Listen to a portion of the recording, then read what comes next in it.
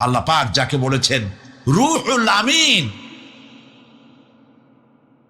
নবী করিম সাল্লাল্লাহু আলাইহি সাল্লামের মেরাজের রাত্রে যে কথা বলা হয়েছে, ওয়ালাকাদ রাহু বিল উফুকিল মুবিন, পশ্চিম দিক বলয় তিনি যে দেখতে পেয়েছিলেন, তাফসীর বলছে হযরতে জিবরাইলের পূর্ণ আকৃতিতে নবী করিম সাল্লাল্লাহু আলাইহি সাল্লাম তাকে দেখতে পেয়েছিলেন।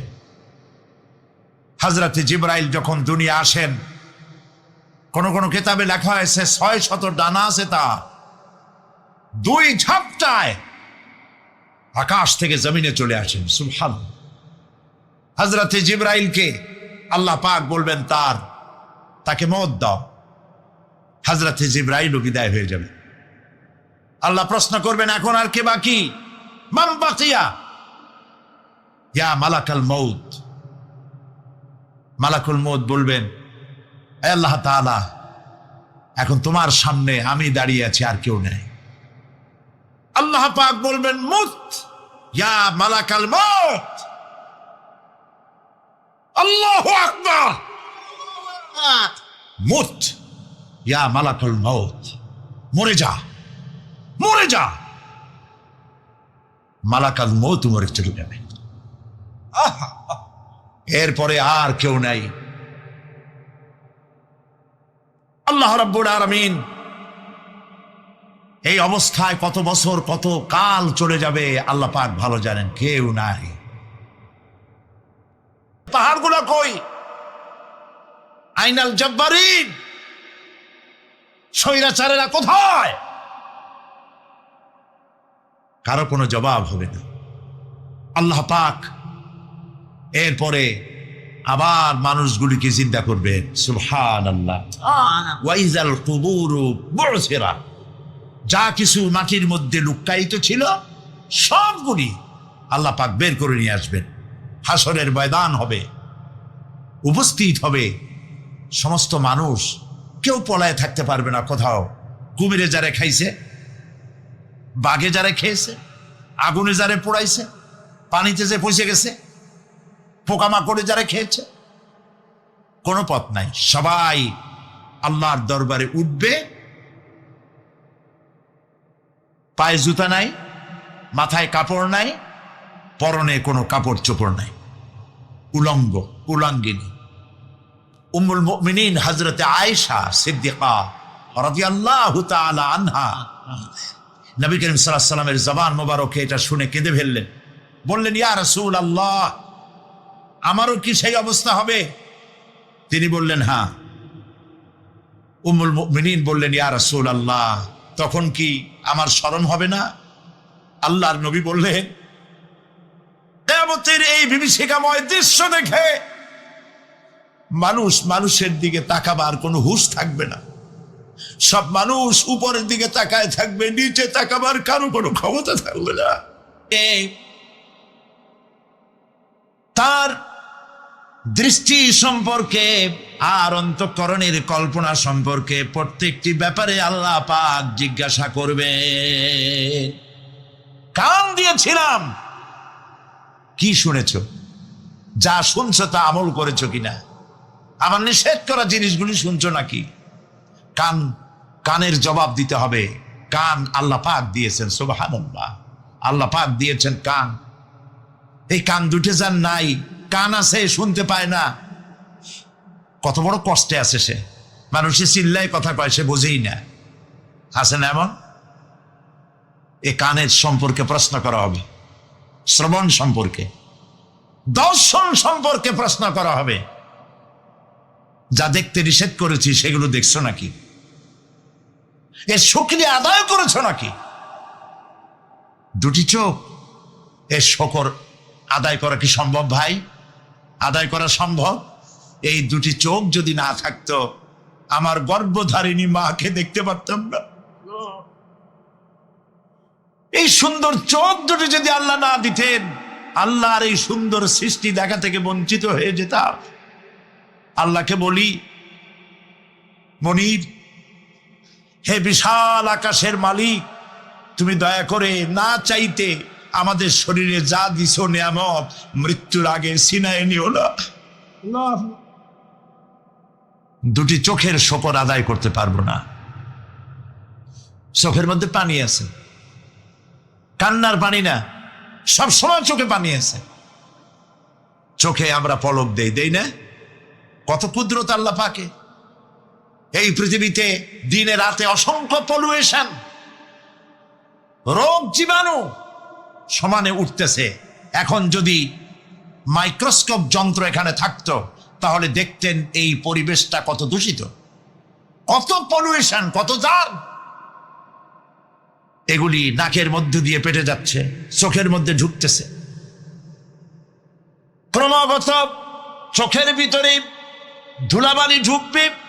আর পরিষ্কারের কোনো ব্যবস্থা যদি না করা হয় চোখের দৃষ্টি নষ্ট হয়ে যেতে পারে। এই জন্য আল্লাহ রাব্বুল আলামিন চোখের ভিতরে মেডিসিন রূপী এক প্রকারের পানি রেখেছেন, আর অটোমেটিক চোখের পাতা ওঠানামা করে প্রতি মুহূর্তে চোখকে ক্লিন করে দিতেছে। এই চোখ সম্পর্কে আল্লাহ রাব্বুল আলামিন প্রশ্ন করবেন, অন্তঃকরণ সম্পর্কে প্রশ্ন করবেন। জবাব দেওয়া সেদিন বড়ই কঠিন হয়ে যাবে। এই জন্য আল্লাহ রাব্বুল আলামিন দুনিয়াবাসীকে সতর্ক করে দিচ্ছেন। তিনি আরো বলছেন, ওয়ালাকাদ খালাকনাল ইনসানা ওয়া না'লামু মা তুওয়াসবিসু বিহি নাফসু ওয়া নাহনু আকরাবু ইলাইহি মিন হাবলিল ওয়ারিদ। মানুষ সৃষ্টি করেছি আমি, তার অন্তঃকরণে কি চিন্তা হয়, কি কল্পনা হয় তাও জানি আমি। আর আমি আমার বান্দার যেই সাহারাগের উপরে মাথাটা, ঠিক আজ অনুরূপ ভাবে ইরাকের উপরে যে হামলা হচ্ছে, পৃথিবীর মুসলমানেরা নিজেদের জমিন ছেড়ে দিচ্ছে, আমার জমিনের উপরে দাঁড়াই আমার বাইরে পিটাও, আমার ভাইকে মারো, হত্যা করো। আমি তোমার বিমান বাহিনীকে, আমি তোমার নৌবাহিনীকে, তোমার ল্যান্ড ফোর্সকে জায়গা করে দিলাম। এই যদি দেয় তা আল্লাহ পাক সাহায্য কেন করবেন? আল্লাহর ওয়াদা, আল্লাহর সাহায্যের ওয়াদা তো মুমিনদের জন্য। ওয়া কানা হাক্কান আলাইনা নাসরুল মুমিনিন, মুমিনদেরকে সাহায্য করা আমি আল্লাহর জন্য ওয়াজিব। আল্লাহ রাব্বুল আলামিন কোরআনে কারীমের মধ্যে বলেছেন, ওয়ালা তাহিনু ওয়ালা তাহজানু ওয়া আনতুমুল আলাউনা ইন কুনতুম মুমিনিন। কোনো ভয় নাই, কোনো চিন্তা নাই, যদি মুমিন হও আমি আল্লাহ তোমাদেরকে বিজয় দান করব। ইজা ফাতাশ শারত ফাতাল মাশরুত। শর্ত যদি পালন করা না হয় ওয়াদা পূরণ হবে না। শর্ত হচ্ছে মুমিন হও, আল্লাহ বলছেন আমি সাহায্য করব। আমরা কি মুমিন হইতে পারছি? জবাব চাই, মুমিন হইতে পারছি? নিজের বুকের কাছে হাত দেন, নিজের কলবের কাছে, নফসের কাছে প্রশ্ন করুন। আল্লাহ যে মুসলমান চান, রসুল যে মুসলমান চান, যে কোয়ালিটির, আমি কি সেই কোয়ালিটি, সেই রিকোয়ারমেন্ট আমি কি ফুলফিল করতে পেরেছি? মন থেকে একটা নেগেটিভ জবাব আসবে, মন বলবে না এখনো হইতে পারো নাই। দাড়ি, টুপি, জামা, হজ, নামাজ হয়তো সবই ঠিক আছে, নামাজ পড়তে পড়তে হয়তো কপালে দাগও লেগেছে, কিন্তু মুমিন হওয়ার জন্য যেটা প্রয়োজন ছিল সেটা এখনো হয় নাই। এই জন্য আমি মাঝে মধ্যে দুঃখ করে বলি, মরা মানুষ তো জিন্দা হইতে পারে না, ঠিক কিনা? কিন্তু কোন মরা মানুষ যদি জিন্দা হইতে পারতেন, এমন কোন সিস্টেম যদি থাকতো, আর একজন সাহাবী যদি জিন্দা হতে পারতেন, আর আমাদেরকে যদি দেখতেন, আমাদের আমালগুলি যদি দেখতেন, চিৎকার দিয়ে বলতেন আল্লাহর কসম, মুহাম্মদ সাল্লাল্লাহু আলাইহি ওয়াসাল্লাম রক্ত দিয়ে, সাহাবায়ে কেরাম জীবন দিয়ে যে মুসলমান তৈরি করে গেছিলেন, এরা সেই মুসলমান না। আমাদের ইসলাম শুধু মসজিদের মধ্যে, আমরা যে মুসলমান তার পরিচয় শুধু মসজিদের মধ্যে। মসজিদ থেকে বেরিয়ে যাওয়ার পর আমার আচরণ আর হিন্দুর আচরণ আর খ্রিস্টানের আচরণের মধ্যে, ইহুদির আচরণের মধ্যে কোনো পার্থক্য আছে কি? বরং আমি তো আরো বাড়িয়ে বলবো, এক ধাপ এগিয়ে। এই পৃথিবীতে যদি চ্যালেঞ্জ হয়, কম্পিটিশন হয়, পৃথিবীতে সব থেকে বেশি মিথ্যে কথা কারা বলে? জবাব রূঢ় হলো বাস্তব। জবাবটা হচ্ছে মুসলমানেরাই। ওজনে কম দেয় কারা বেশি? মুসলমান। খাদ্যে ভেজাল দেয় কারা বেশি? মুসলমান। তাহলে আল্লাহর রহমত আমরা কেন পাবো? এই জন্য কোরআনে কারীম যে উদ্দেশ্য এসেছিল আমরা সেই উদ্দেশ্যকে পূরণ করতে পারিনি। কোরআন শরীফ, সুবহানাল্লাহ, সুবহানাল্লাহ, কোরআন একটি বর্ণ মুহাম্মদ সাল্লাল্লাহু আলাইহি ওয়াসাল্লামের বানানো এর মধ্যে নাই। আল্লাহু আকবার। দেখেন না কোরআন শরীফের অরিজিনালিটি, এর অথেন্টিসিটি, এর নির্ভরতা, এর পিউরিটি কতটা 100% মিয়া বিল মিয়া কারেক্ট। সেটা হলো এই কোরআন শরীফে 114টি সূরার প্রত্যেকটি সূরার শিরোনামে আছে বিসমিল্লাহির রহমানির রহিম। একটা সূরায় নাই। কোন সূরা? কেন নাই? এই জন্য নাই যেহেতু এই সূরা নাজিলের সময় আল্লাহ পাক এটা বলেন নাই। জিবরাইল আলাইহিস সালাম যখন নবী করিম সাল্লাল্লাহু আলাইহি ওয়াসাল্লামের কাছে এটা তেলাওয়াত করে শোনায়েছেন, তিনি বিসমিল্লাহ তখন বলেন নাই। নবী করিম সাল্লাল্লাহু আলাইহি ওয়াসাল্লাম যখন সাহাবায়ে কিরামকে লিখতে বলেছেন, কাতেবে ওহী যারা ছিলেন, তখন তিনি এই সূরার প্রথমে বিসমিল্লাহ বলেন নাই, তাই বিসমিল্লাহ এখানে লেখা হয় নাই। তার মানে হচ্ছে কোরআন শরীফ বিন্যাস করা, এর শব্দ বিন্যাস, সূরা বিন্যাস, এর সবকিছুকে বিন্যস্ত করার দায়িত্ব ছিল আল্লাহ পাকের। সুবহানাল্লাহ। আল্লাহ রাব্বুল আলামিন কোরআনে কারীমের মধ্যে বলেছেন, ইন্না নাহনু নাযালনা যিকরা ওয়া ইন্না লাহু লাহাফিজুন। কোরআন নাজিল করেছি আমি আল্লাহ, আর এর সংরক্ষণের সবটুকুন দায়িত্ব আল্লাহ রাব্বুল আলামিন নিজেই গ্রহণ করেছেন, আমি গ্রহণ করেছি। নাজিল করছি আমি, হেফাজত করবো আমি। কে বলেন সবাই? আমি হেফাজত করবো এটাকে। ওয়ালাউ তাকাওয়ালা আলাইনা বা'দাল আকাওয়িল। আমার নবী যদি নিজের থেকে বানিয়ে কোন কথা আমি আল্লাহর নামে কোরআন শরীফের ভিতরে চালাই দিতেন, আমি আমার নবীর ডান হাত চেপে ধরতাম, আর তার কণ্ঠ নালীকে আমি আল্লাহ কেটে ফেলে দিতাম। কত বড় কথা! গলা কেটে ফেলে দিতাম। একটি কথাও যদি নিজের থেকে বানিয়ে বলতেন, সুবহানাল্লাহ বলেন। সেই কোরআন একটি শব্দ মানুষের নেই। আল্লাহ পাক বলেছেন এর উপর, কোরআনের উপর থেকে, এর নিচের থেকে, এর ডান থেকে, এর বাম থেকে, এর ভিতরে শয়তানের বাতিলের প্রবেশের কোনো অধিকার নয়। যদি থাকতো এতদিনে কত বেড়াছাড়া করতো, সেরা বেড়া করতো, উল্টো পাল্টা করিয়া সর্বনাশ করে ফেলাইতো, ঠিক কিনা? পৃথিবীতে শত শত কোটি খ্রিস্টান পৃথিবীতে আছে। খ্রিস্টানদেরকে চ্যালেঞ্জ করুন তো যে একটা বাইবেলের হাফেজ দাও আমাদেরকে। সারা পৃথিবীতে একটা হাফেজ চাই, বাইবেল মুখস্থ করছে, পাওয়া যাবে? যাবে না। হিন্দুদেরকে চ্যালেঞ্জ করে, কত কোটি হিন্দু আছে তোমাদের, বেদ তোমাদের ধর্মগ্রন্থ, বেদ মুখস্থ করছে, এরকমটা হাফেজ দাও, পারবে দিতে? পারবেন। মহান আল্লাহ রাব্বুল আলামিন কোরআনে কারীমকে হেফাজত করেছেন। সূরা কমরের মধ্যে রাব্বুল আলামিন বলেছেন, ওয়ালাকাদ ইয়াসসারনাল কুরআনা লিযিকরি ফাহাল মিন মুদ্দাকির। আল্লাহ পাক বলেন, অবশ্যই কোরআনে কারীমকে আমি মানুষের কাছে মুখস্থ করার জন্য আর বোঝার জন্য সহজ করে দিয়েছি। মুখস্থ করাও সহজ আর বোঝাও সহজ। কিন্তু দুর্ভাগ্যজনক সত্য আরেকটি কথা আছে, সেটা হলো এই, মুসলমান দাড়িওয়ালা টুপিওয়ালা আল্লাহর মসজিদের ভেতরে বসে এক শ্রেণীর মুসলমানেরা বলে কোরআন বোঝা আমাদের কাম না, আমরা পাবলিক, আমরা কোরআনের বুঝবো কি? কোরআন বুঝবে আলেমেরা। অবশ্য এই রকমের লোক নারায়ণগঞ্জে নাই, বিভিন্ন জেলায় আছে। কোরআন আমরা বুঝবো না, বিশাল ব্যাপার, আল্লাহর কোরআন, এর আমরা বুঝবো কি? এই কথাটা শয়তানের একটি ওয়াসওয়াসা। এই কথাটি শয়তানের মারাত্মক ওয়াসওয়াসা। আল্লাহ খান কোরআন দিছেন খালি মৌলানা মৌলবীদের বুঝাবার জন্য, আর কেউ এটা বুঝবে না। আল্লাহ পাক বলছেন আমি মানুষের জন্য কোরআন বোঝা সহজ করেছি, চেষ্টা করো, বুঝতে চেষ্টা করো। কোরআন শরীফ দুইটা জিনিস, একদিকে বোঝা সহজ, মুখস্থ করাও সহজ। আমার কাছে হাফেজ আমি পেয়েছি 8 বছরের বাচ্চা কোরআন শরীফ মুখস্থ করছে। আজকে পত্রিকা দেখলাম একটা ছোট্ট মেয়ের ছবি, 7 বছরে কোরআন শরীফ মুখস্থ করেছে, কোন মৌলানা সাহেবের ছেলে, তার মাও হাফেজ বাবাও হাফেজ। 7 বছরের ছোট্ট বাচ্চা 30 পারা করেছে। আপনি কি মনে করেন, পাগলামি মনে করেন এত বড় কোরআন শরীফ মুখস্থ করা?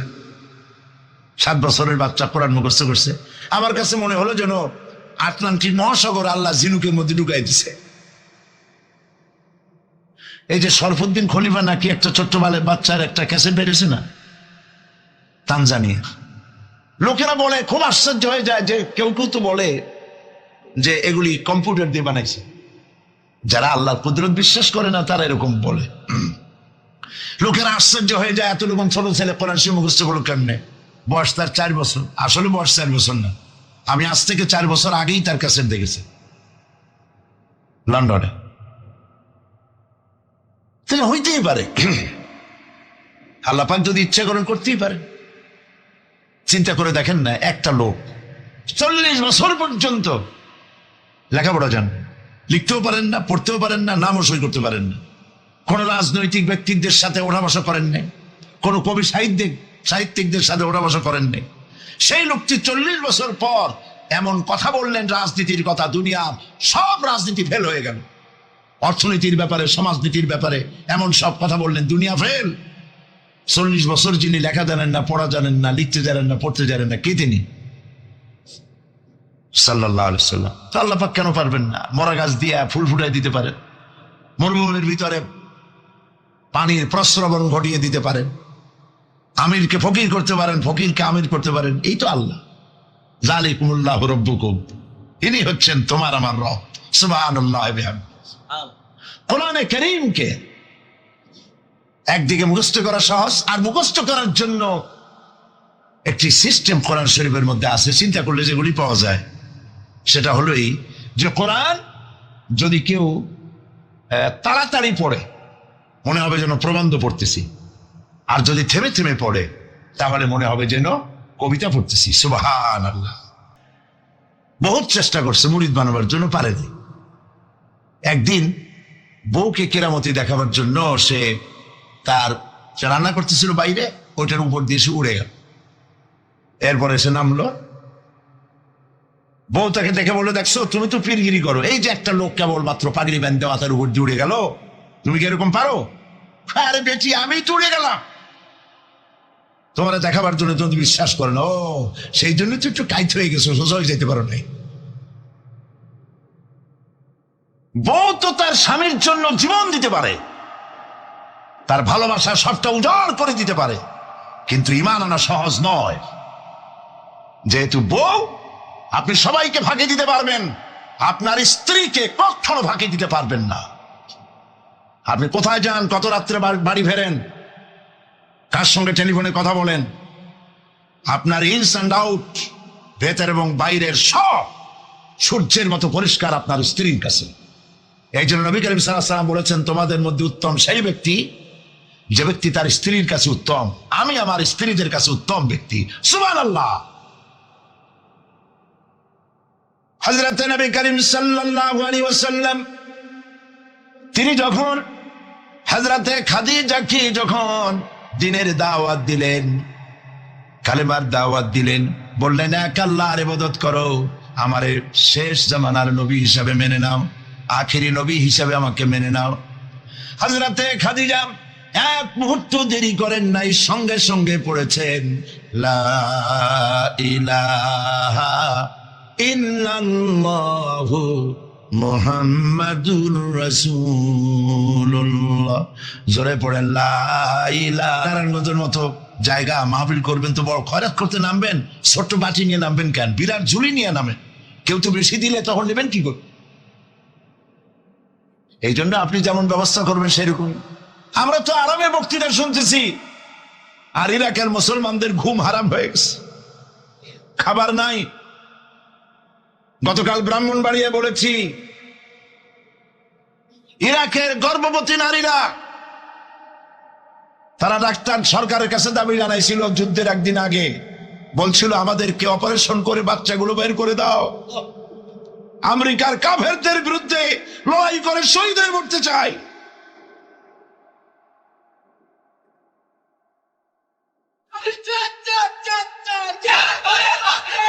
আমরা কিচ্ছু করতে পারবো না, কিন্তু দোয়া করতে পারবো। কি করতে পারবো? তবে দোয়া কবুল হোক আর না হোক এই নিয়ে তাড়াহুড়ো করবেন না। অনেকে মনে করে দোয়া তো করছিলাম, আফগানের জন্য হয়েছে কি? এই জাতীয় কথা বলা ইমানের বিপরীত, ইমানের খেলাফ। আপনার দোয়া কবুল করতে আল্লাহ বাধ্য নন। ফাআলুল লিমা ইউরিদ, যা খুশি তাই করেন। সুবহানাল্লাহ বলো। এই দোয়া যে করি, এই দোয়া কবুল আজ হবে, কাল হবে, অথবা 5 বছর 10 বছর পরে হবে, অথবা কবুল যদি না হয়, শাহনশাহ রব্বুল আলামিনের দরবারে দোয়া করা হয়েছে, এই জন্য আল্লাহ পাক কিয়ামতে মর্যাদা বৃদ্ধি করে দিবে। দোয়া করতেই হবে, দোয়া ছাড়া পথ নাই। কাজে বসবেন, হাঁটাহাঁটি করা ঠিক না। হযরতে খাদিজাতুল কুবরা রাদিয়াল্লাহু তাআলা আনহা ঈমান এনে কালেমা পড়ে বললেন কি জানেন? বললেন, আবাল কাসেম, হে কাসেমের পিতা, হে কাসেমের পিতা, আমি বিগত 15টি বছর আপনার সাথে ছিলাম স্ত্রী হিসেবে। আমি আপনার মধ্যে যে আচরণ দেখেছি, যে আখলাক দেখেছি, এটা কোনো সাধারণ মানুষের হতে পারে না।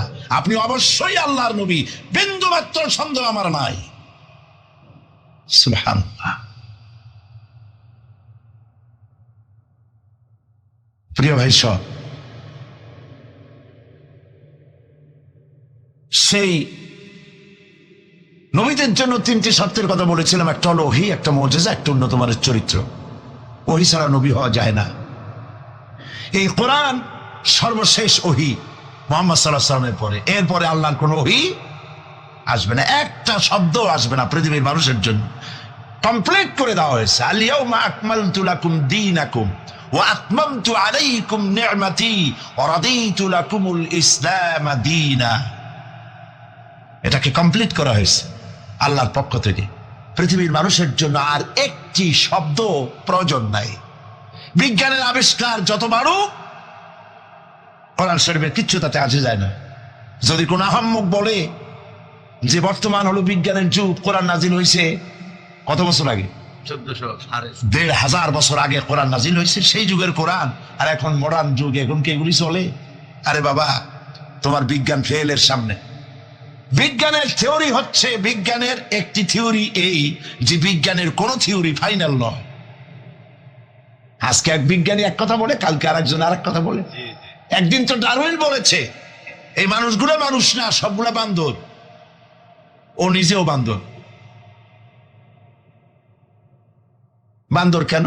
মানুষের নাকি দেখা যায় বান্দরের মতো। আচ্ছা বলেন, বান্দর আমার মামু হয়, শিম্পাজি আমার নানা, ওরাং ওটাং দাদা, এই বলে এর মধ্যে কোনো গৌরব আছে? এর মধ্যে কোনো গৌরব আছে? কোনো গৌরব নাই। ডারউইনের গোষ্ঠী বান্দরের গোষ্ঠী হইতে পারে, কিন্তু আমরা বান্দরের গোষ্ঠী না। আমরা আসছি আদম থেকে, আদম আসছে মাটি থেকে। সুবহানাল্লাহ। ওই সময় সে বলছিল, আমি চিন্তা করছি যে কয় বোতল খাইয়া এরকম লিখতে পারে। ওই সময় সে বলছে মানুষ বান্দর জাতি। এরপরে যারা পৃথিবীতে বিজ্ঞানী, তার সমকালীনের পরপরই যারা এসছে, তারা রিসার্চ করে বলেছে এই ডারউইনের এই কথা হলো একটা বান্দরামি। এটা ঠিক না। কারণ মানুষ যদি বান্দরের জাত হয়, তাহলে বান্দর তো পৃথিবী থেকে বিলুপ্ত হয় নাই। এখনো পৃথিবীতে বহুত বান্দর আছে। এই বান্দর গুলা, আমরা তো একটা বান্দর এরকম দেখলাম না যে কোমর পর্যন্ত মানুষের মতো হয়ে গেছে। আরো কিছু ভালো করে খাওয়াইলে তাড়াতাড়ি করে মানুষ হয়ে যাবে। আল্লাহ রাব্বুল আলামিন বলেন, قُل لَّوْ كَانَ الْبَحْرُ مِدَادًا لِّكَلِمَاتِ رَبِّي لَنَفِدَ الْبَحْرُ قَبْلَ أَن تَنفَدَ كَلِمَاتُ رَبِّي وَلَوْ جِئْنَا بِمِثْلِهِ مَدَدًا। আল্লাহ পাক বলেন, নবী আপনি বলুন, আমার রবের কথাগুলি লেখার জন্য যদি সমুদ্রের পানিগুলি সমুদ্রের সমস্ত পানিগুলি যদি কালিতে পরিণত হয়ে যায়, আর আমার রবের কথাগুলি যদি লেখা শুরু হয়ে যায়, আমার রবের কথাগুলি লেখার পূর্বে সমস্ত সমুদ্রের পানিগুলি শেষ হয়ে যাবে। তারপরে যদি আবার সমুদ্র ভরে দেওয়া হয়, আরো যদি লেখা হয়, তবুও আমার রবের কথা লেখা শেষ হবে না। আল্লাহ রাব্বুল আলামিন বলেন, ওয়ালাউ আন্নামা ফিল আরদি মিন শাজারাতিন আকলামুন ওয়াল বাহরু ইয়ামুদ্দুহু মিন বা'দিহি সাবআতু আবহুরিম মা নাফিদাত কালিমাতুল্লাহ। আল্লাহ রাব্বুল আলামিন বলেন, মা নাফিদাত কালিমাতুল্লাহ, আল্লাহ পাক বলেন 7টা সমুদ্রের পানি যদি একত্রিত করা হয়, 7টা সমুদ্রের পানি যদি এক জায়গায় করা হয়, এই পানিগুলি যদি কালিতে পরিণত হয়ে যায়, আর পৃথিবীর সমস্ত গাছগুলি যদি কলমে পরিণত হয়ে যায়, ওই গাছগুলি দিয়ে যদি ওই পানির রূপ কালি দিয়ে আমার প্রভুর কথা, আল্লাহ রাব্বুল আলামিনের কোরআনের কথা যদি লেখা শুরু হয়ে যায়, লিখতে লিখতে সমস্ত পানিগুলি গাছগুলি শেষ হয়ে যাবে, আল্লাহ পাকের কালামের ব্যাখ্যা লেখা শেষ হবে না। মা নাফিদাত কালিমাতুল্লাহ, আল্লাহর কথা লেখা শেষ হবে না। এত বড় বিরাট আজিম কিতাব আল্লাহ পাক আমাদেরকে দান করেছেন, সুবহানাল্লাহ পড়েন। এই কিতাবের এত বড় গুরুভার আল্লাহ রাব্বুল আলামিন বলেছেন, লাউ আনজালনা হাযাল কুরআনা আলা জাবালিন লারাআইতাহু খাশিআম মুতাসাদ্দিআম মিন খাশিয়াতিল্লাহ। আমি যদি এই কোরআনকে পর্বতের উপরে নাজিল করতাম, তাহলে তুমি দেখতে পেতে আমার ভয় ভীত সন্ত্রস্ত হয়ে পাহাড়গুলো চূর্ণ বিচূর্ণ হয়ে যেত। এত বড় আসিম কিতাব আমি তোমাদেরকে দান করেছি, যার গুরুভার বহন করতে কেউ রাজি হয়নি, পাহাড় পর্বত কেউ রাজি হয়নি, মানুষ রাজি হয়েছে। এই মানুষের উপরে আমি এটা অবতীর্ণ করেছি, গোটা বিশ্ববাসীর সামনে এই কিতাব আমি দিয়েছি তোমাদেরকে, এর দ্বারা হেদায়েত তোমরা গ্রহণ করবে। কিয়ামতের দিন আল্লাহর এই বিরাট নিয়ামত আমাদেরকে দান করলেন, আমরা এই নিয়ামতের না শকর করেছি, অর্থাৎ এই কোরআনকে আমরা ব্যবহার করেছি সঠিকভাবে করি নাই, বেঠিকভাবে করেছি। প্রথম দিন দ্বিতীয় দিন আমি বলেছি কোরআন শরীফকে শুধু তাবিজ তুমারের জন্য, শুধু সওয়াবের জন্য তেলাওয়াত করেছি। আসলে শুধু সওয়াবের জন্য তো আসেনি কোরআন। কোরআন বুঝতে হবে, আমল করতে হবে, তবে না শান্তি পাবো। আপনি যদি কোরআন হচ্ছে মানুষের জীবন সমস্যার সমাধানের গ্রন্থ, ওষুধ খেলে রোগ ভালো হয়। ওষুধ খেলে কি হয়? কেউ যদি সকাল বেলায় তসবিহ হাতে নিয়ে 500 বার পরে ওষুধ ওষুধ ওষুধ 500 বার পড়লে রোগ কি ভালো হবে? বরং রোগ আরো বাড়তে পারে চিল্লাইতে চিল্লাইতে।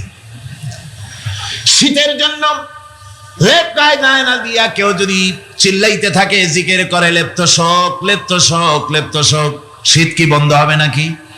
পানির পিপাসায় ছটফট করে মানুষ যদি চিল্লায় পানি পানি পানি পানি পানি, পানির পিপাসা আরো বাড়বে। তাহলে কি বোঝা গেল? পিপাসা লাগলে পানি পান করতে হবে, শীত লাগলে কম্বলটা গায়ে দিতে হবে, রোগ হলে ওষুধটা খেতে হবে, তাহলে সব সমস্যার সমাধান হবে। অনুরূপ ভাবে আমরা শুধু কোরআনে কারীমকে তেলাওয়াত করি সওয়াবের নিয়তে, তার হুকুমগুলি জীবনের উপরে আমল করি না বলে আজকের জীবন আমাদের বিপর্যস্ত হয়েছে। ব্যক্তিতে, পরিবারে, রাষ্ট্রে শান্তি নাই, কোথাও শান্তি নাই এই কারণে। আর কিয়ামতের দিন রাসূল আসামি করবেন তাদেরকে যারা কোরআন অমান্য করেছে। রাসূল হবেন বাদী। বাদী হবেন কে? যারা বলেন কে বাদী হবেন? রাসূল। আসামি হবে কারা? যারা কোরআন ছেড়ে দিয়েছে। আল্লাহ রাব্বুল আলামিন বলেন, وقال الرسول يا رب إن قوم اتخذوا هذا القرآن مهجورا। কিয়ামতের দিন রাসূল আল্লাহর দরবারে ফরিয়াদ করবেন, আয় আমার রব, আয় আমার আল্লাহ তাআলা, এই সমস্ত লোকগুলি তোমার কালামকে, তোমার কোরআনকে অপ্রয়োজনীয় জিনিস বলে তারা পরিত্যাগ করেছিল। আমার বন্ধুগণ, কিয়ামতের দিন যখন এরা উপস্থিত হবে আল্লাহর দরবারে, আল্লাহ রাব্বুল আলামিন কোরআনের সাথে যারা ঠাট্টা করেছে, বিদ্রূপ করেছে, কোরআনের আইনকে নিয়ে যারা ঠাট্টা বিদ্রুপ মজাক উড়াইছে, কিয়ামতের দিন তাদেরকে বলা হবে ওয়াকিলাল ইয়াউমা নানসাকুম কামা নাসিতুম লিকা ইয়াউমিকুম হাযা। কিয়ামতের দিন আল্লাহ রাব্বুল আলামিন কোরআনের ঠাট্টাকারী, কোরআনের বিদ্রুপকারী, কোরআনের আইনের অমান্যকারীদেরকে বলবেন আমি আজকে তোমাদের ভুলে গেলাম, যেমন করে তোমরা এই দিনে আমার সঙ্গে সাক্ষাৎকারের কথা ভুলে গিয়েছিলে। তোমরা যেমন আমার আজকের এই কিয়ামতের দিনের কথা যারা ভুলে গিয়েছিলে, আজকে আমিও তোমাদেরকে ভুলে গেলাম। এরপরে কি হবে?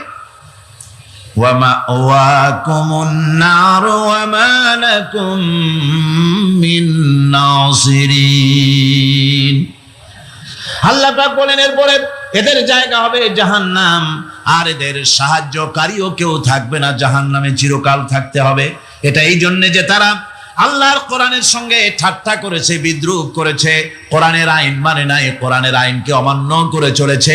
এই জন্য কিয়ামতের দিন আল্লাহ রাব্বুল আলামিন তাদেরকে শাস্তি প্রদান করবেন। কোরআন পৃথিবীর বুকে আল্লাহ নাজিল করেছেন, শুধু তেলাওয়াত করবেন ঝুলে ঝুলে, এজন্য নয়। কি জন্য নাজিল হলো? এবার উদ্দেশ্য শুনুন। আল্লাহ পাক বলেন আর রহমান আল্লামাল কোরআন। আল্লাহ রাব্বুল আলামিন তিনি হলেন এমন দয়াবান, এমন রহমান, যিনি কোরআন শিখালেন। কি কারণে শিখালেন? কোরআন নাজিলের উদ্দেশ্য কি? আল্লাহ পাক বলেন ইন্না আনজালনা ইলাইকাল কিতাবা বিল হাক্কি লিতাহকুমা বাইনান নাসি বিমা আরাকাল্লাহ। আল্লাহ পাক বলেন এই কিতাব আমি আপনার প্রতি অবতীর্ণ করেছি এই জন্যে যাতে করে আপনি আল্লাহর প্রদর্শিত এই বিধান অনুযায়ী মানুষের উপরে বিচার ফয়সালা করতে পারেন। মানুষের উপরে আইন চলবে আল্লাহ। কার আইন? জোরে বলেন কার আইন? আলা লাহুল খালক ওয়াল আমর। সৃষ্টি যার, আইন চলবে কার? আল্লাহ পাক বলেন এই জন্য নাজিল করলাম, কোরআন নাজিল করেছি যাতে করে কোরআনের আইন দিয়ে বিচার ফয়সালা করতে পারেন, সেই জন্যই কোরআন নাজিল করলাম। আসলে আল্লাহর নবীর এই পৃথিবীতে আগমনের উদ্দেশ্য ওটাই ছিল। হুয়াল্লাযী আরসালা রাসূলাহু বিল হুদা ওয়া দীনিল হক লিইয়ুযহিরাহু আলাদ-দীনি কুল্লিহি ওয়া কাফা বিল্লাহি শাহীদা। আল্লাহ রাব্বুল আলামিন বলেন আমি আমার রাসূলকে দ্বীনে হক, সত্যের বিধান সহকারে দুনিয়ায় প্রেরণ করেছি। লিইয়ুযহিরাহু আলাদ-দীনি কুল্লিহি আয় লিইয়ুগলিবাহু আলা সাইরিল আদিয়ান। সমস্ত আদিয়ানে বাতিলের উপরে আমার দ্বীনকে বিজয়ী করে দেওয়ার জন্য আমি রাসূলের কাছে কিতাব সহকারে তাকে অবতীর্ণ করেছি। এ দায়িত্ব শুধু মুহাম্মদ সাল্লাল্লাহু আলাইহি ওয়াসাল্লামের ছিল না, দুনিয়ার উপরে আল্লাহর দ্বীন কায়েম করা, আল্লাহর বিধান অনুযায়ী মানুষের বিচার ফয়সালার দায়িত্ব শুধু মুহাম্মদ সাল্লাল্লাহু আলাইহি ওয়াসাল্লামের ছিল না, সমস্ত নবীদের ছিল। কাদের ছিল? সব নবীদের ছিল। ফাবাসাল্লাহু আন-নাবিয়্যিনা মুবাশশিরিনা মুনজিরিন ওয়া আনজালা মা'আহুমুল কিতাবা বিল হাক্কি লিয়াহকুমা বাইনান নাস। আল্লাহ পাক বলেন সমস্ত নবীদের কাছে আমি কিতাব অবতীর্ণ করেছি এই জন্য যে তারা সহজ এবং সোজা পথে যারা চলতে চায় তাদেরকে তিনি সুসংবাদ দিবেন, আর বাঁকা পথে যারা চলবে তাদেরকে তিনি জাহান্নামের ভীতি প্রদর্শন করবেন। আর আমি তার উপরে যে কিতাব অবতীর্ণ করেছি এই কিতাব দিয়ে জনগণের উপরে বিচার ফয়সালা করবে, আইন চলবে আল্লাহর কিতাব দিয়ে। আইন চলবে কি দিয়ে? আল্লাহর কিতাব দিয়ে। আল্লাহর কিতাব অনুযায়ী জনগণকে পরিচালিত করবেন। এই জন্য আমি এই কোরআনকে নাজিল করেছি, অতীতেও এই কিতাবগুলি নাজিল করেছি। কুল ইয়া আইয়ুহান নাসু ক্বাদ জাআকুমুল হাক্কু মির রাব্বিকুম। আল্লাহ পাক বলেন নবী আপনি বলে দেন, আপনি বলুন হে মানব সকল, আল্লাহর পক্ষ থেকে তোমাদের জন্য মহাসত্য এসেছে। এই মহাসত্য যদি অনুসরণ করো তোমাদের জন্য কল্যাণ করা হবে। ওমান দাল্লা ফাইন্নামা ইয়াদুল্লু আলাইহা। আর যদি কোরআনকে অমান্য করো, আল্লাহর কিতাবকে অমান্য করো, তাহলে তোমাদের জন্য অকল্যাণ হবে। আজ আপনারা বলেন আল্লাহর কিতাবের আইন কি আমাদের দেশে চলে? কোরআনের আইন কি চলে? চলে না। কোরআনের আইন চলে না, আমরা কি খুব শান্তিতে আছি? খুব আরামে আছি? শ্রমিকরা তাদের শ্রমের মূল্য পায়, কৃষক তার উৎপাদিত পণ্যের সঠিক দাম পায়, নারী তার সতীত্বের মর্যাদা পায়, জনগণ কি আরামে ঘুমাতে পারে? না, জনগণ রীতিমতো দুবেলা পেট পুরে সমস্ত জনগণ খেতে পারে। এর একমাত্র কারণ হচ্ছে কোরআনের আইনকে অমান্য করা হয়েছে। সব কিতাবের উপরেও ঈমান এনেছি। ধর্মনিরপেক্ষবাদীরা তারা তো বলে না যে আল্লাহ মানি না, কোরআন মানি না, একথা বলে না, ওটা বলে না। কি বলে? সেই বলা কথাটাই আল্লাহ এখানে অনেক আগে বলে রেখেছেন। ওরা বলে যে আমরা অবশ্যই আল্লাহকে মানি, আল্লাহর কিতাব মানি, এর পূর্বে যত কিতাব নাজিল হয়েছে সেগুলোও মানি, তবে ইউরিদুনা আইয়াতাহাকামু ইলাত তাগুত, তারা চায় তাদের জীবনের সমস্ত সমাধান সমস্যার জন্য তাগুতের কাছে যেতে চায়। তাগুতকে, আল্লাহকে বাদ দিয়ে তারা যেতে চায় কোথায়? তাগুতের কাছে। জোরে বলেন, কিসের কাছে যেতে চায়? তাগুতের কাছে। তাগুত বলে কারে? তাগুত বলা হয় যে নিজে আল্লাহর আইন মানে না এবং অপরকেও আল্লাহর আইন অমান্য করতে বাধ্য করে, তাকে বলা হয় তাগুত। ওরা বলে ধর্ম আর রাজনীতি আলাদা, কোরআন মানি কিন্তু কোরআনের আইন মানি না। ওরা কোরআন মানে ঠিকই, বলে যে কোরআন মানি, কিন্তু কোরআনের আইন মানে। তাহলে এ মানি বলার অর্থটা কি? এর মূল্যটা কোথায়? কোরআন যদি মানো তো কোরআন বলেছে সুদ খেও না, আমাদের দেশে সুদ চলছে না? কোরআন বলেছে বিবিকে পর্দায় রাখো, পর্দায় কি রাখা হচ্ছে? কোরআন বলেছে ওজনে কম দিও না, তা কি মানা হচ্ছে? কোরআন বলেছে আমার আইন দিয়ে দেশ শাসন করো, তা কি করা হচ্ছে? সুতরাং ধর্মনিরপেক্ষ মতবাদ যেটা, এই মতবাদটা কোরআনের দৃষ্টিতে কুফরি মতবাদ। ধর্মনিরপেক্ষ মতবাদ কি? জোরে বলেন, ধর্মনিরপেক্ষ মতবাদ কি? কোন মুসলমান, যে ব্যক্তি নিজেকে মুসলমান বলে দাবি করে, ধর্মনিরপেক্ষ মতবাদ সে বিশ্বাস করতে পারে না। জায়েজ নাই, হারাম। আফাতুমিনুনা বিবাদিল কিতাব ওয়া তাকফুরুনা বিবাদ, তোমরা কোরআনের কিছু অংশকে মেনে নিবে আর কিছু অংশকে করবে অস্বীকার। এটা যদি করো দুনিয়ার জীবনে পাবে দুনিয়ার জীবনে জিল্লতি আসবে, লাঞ্ছনা আসবে, আর কিয়ামতে পাবে জাহান্নামের শাস্তি। সুতরাং ধর্মনিরপেক্ষ মতবাদের অর্থ তারা বলে যে ধর্মহীনতা নয়, আসলে কিন্তু ধর্মনিরপেক্ষ মতবাদের অর্থই হলো ধর্মহীনতা। ঠিক কিনা কন? জোরে বলেন ঠিক কিনা? এই ধর্মনিরপেক্ষ মতবাদ আমাদের দেশের জন্ম হয় নাই, এর জন্ম হয়েছে ইউরোপ সভ্যতায়। প্রাচীন ইউরোপ সভ্যতায় এর জন্ম হয়েছিল, সেখান থেকে তার আন্ডা বাচ্চা ভারতে এসেছিল। ভারত থেকে এই আন্ডা বাচ্চার কিছু অংশ 1972 সালে তদানীন্তন সরকারের মাথার উপরে ভারত চাপিয়ে দিয়েছিল। সেই ধর্মনিরপেক্ষ মতবাদ 1972 সনের সংবিধানে লেখা হলো, কিন্তু 1982 সনে যখন সংবিধান আবার অ্যামেন্ডমেন্ট করা হলো, তখন ধর্মনিরপেক্ষতার কপালে ঝাঁটা মেরে বিদায় করা হয়েছে। বাংলাদেশে ধর্মনিরপেক্ষ মতবাদ চলতে পারে না। ধর্মনিরপেক্ষ মতবাদের কথা আমাদের দেশে তারাই বলে যারা 72 সনে ক্ষমতায় ছিলেন। তারা ধর্মের সাথে কি ব্যবহার করেছেন আমরা ভুলে যাই নাই, আপনারা ভুলে গেছেন। 1972 সনে দেশের সমস্ত বিশ্ববিদ্যালয়ের মনোগ্রাম থেকে ইকরা বিস্মি রাব্বিকাল্লাযী খালাক রাব্বি জিদনি ইলমা, কোরআনে কারীমের এই আয়াতকে বিদায় করে দেওয়া হয়েছিল। শাসনতন্ত্রের শিরোনামে বিসমিল্লাহকে গ্রহণ করা হয় নাই।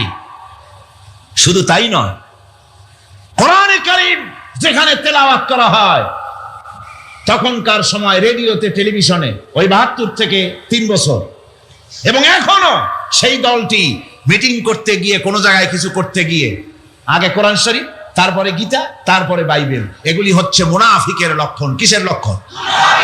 যেখানে যেই টেবিলে, যেই মঞ্চে কোরআন তেলাওয়াত হয়, বাইবেল গীতা পড়া হারাম, পড়া হতে পারে না। কোরআনের চাইতে শ্রেষ্ঠ কিতাব আল্লাহর দুনিয়া আছে? সমস্ত কিতাবকে রদ করেছে কোরআন। হযরত ওমর রাদিয়াল্লাহু তাআলা আনহু রাসূল করিম সাল্লাল্লাহু আলাইহি ওয়াসাল্লামের কাছে গিয়ে তাওরাতের একটা পাতা পড়তেছিলেন। হযরত আবু বকর রাদিয়াল্লাহু তাআলা আনহু সেখানে চলে এলেন। এসে দেখেন রাসূল করিম সাল্লাল্লাহু আলাইহি ওয়াসাল্লামের চেহারা মোবারক লাল হয়ে গিয়েছে গোসায়। হযরত আবু বকর বললেন, ওমর, তুই যদি এর থেকে মরে যেতিস, তুই যদি এর থেকে মরে যেতিস, তুই যদি এর থেকে মরে যেতি। তিনবার বললেন। হযরত ওমর শিউরে উঠলেন, হতচকিত হয়ে উঠলেন। আবু বকর আমাকে মরার কথা বলছেন কেন?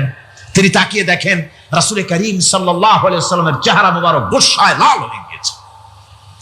হযরত ওমর বলছেন, ইয়া রাসূলুল্লাহ, আমার এবং আমার পিতামাতার জীবন আপনার কদম মোবারকে উৎসর্গ হয়ে যাক।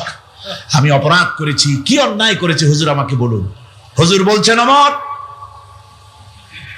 তুমি যে তাওরাতের পাতা আমার সামনে পড়তেছো, এই তাওরাত যার উপরে নাজিল হয়েছিল, সেই মুসা আলাইহিস সালাম যদি আজকে বেঁচে থাকতেন, তাহলে আমার উম্মতের ভিতরে শামিল হয়ে যাওয়া তার জন্য ফরজ হয়ে যেত। অতীতের সমস্ত কিতাবকে রদ করা হয়েছে, সমস্ত শরিয়াতকে বন্ধ করা হয়েছে। সুতরাং কোন মুসলমানের প্ল্যাটফর্মে যেখানে কোরআন তেলাওয়াত হয়, বেদ, বাইবেল, গীতা পড়া হারাম সেখানে। এই মুনাফিকরা তাও করে থাকে। আমার মুসলমান ভাইয়েরা, নজরুল ইসলাম কলেজের ইসলাম শব্দ বাদ দিয়ে নজরুল কলেজ করা হয়েছিল। সলিমুল্লাহ মুসলিম হলের মুসলিম শব্দ বাদ দিয়ে শুধু সলিমুল্লাহ হল করা হয়েছিল। তার মানে ধর্ম এদের কলিজায় আগুন জ্বালিয়ে দেয়। ইসলামের নাম বরদাস্ত হয় না, কোরআনের নাম বরদাস্ত হয় না। আর বরদাস্ত হয়নি বলেই আল্লাহ পাক তার ইন্তেকাম নিয়েছেন। আমার বক্তব্য হচ্ছে, কোরআনে কারীম পৃথিবীতে এসেছে শাসন করতে দুনিয়াকে। তার মধ্যে রয়েছে রাজনীতি, অর্থনীতি, সবকিছু। এই বিচার ফয়সালা কোরআন থেকে যারা গ্রহণ করে না, রাসূলকে যারা বিচারক মানে না, তাদের সম্পর্কে আল্লাহ পাক কি বলছেন শুনুন। ফালা ওয়া রাব্বিকা লা ইউমিনুনা হাত্তা ইউহাক্কিমুকা ফীমা শাজারা বাইনাহুম সুম্মা লা ইয়াজিদু ফী আনফুসিহিম হারাজাম মিম্মা কাদাইতা ওয়া ইউসাল্লিমু তাসলিমা।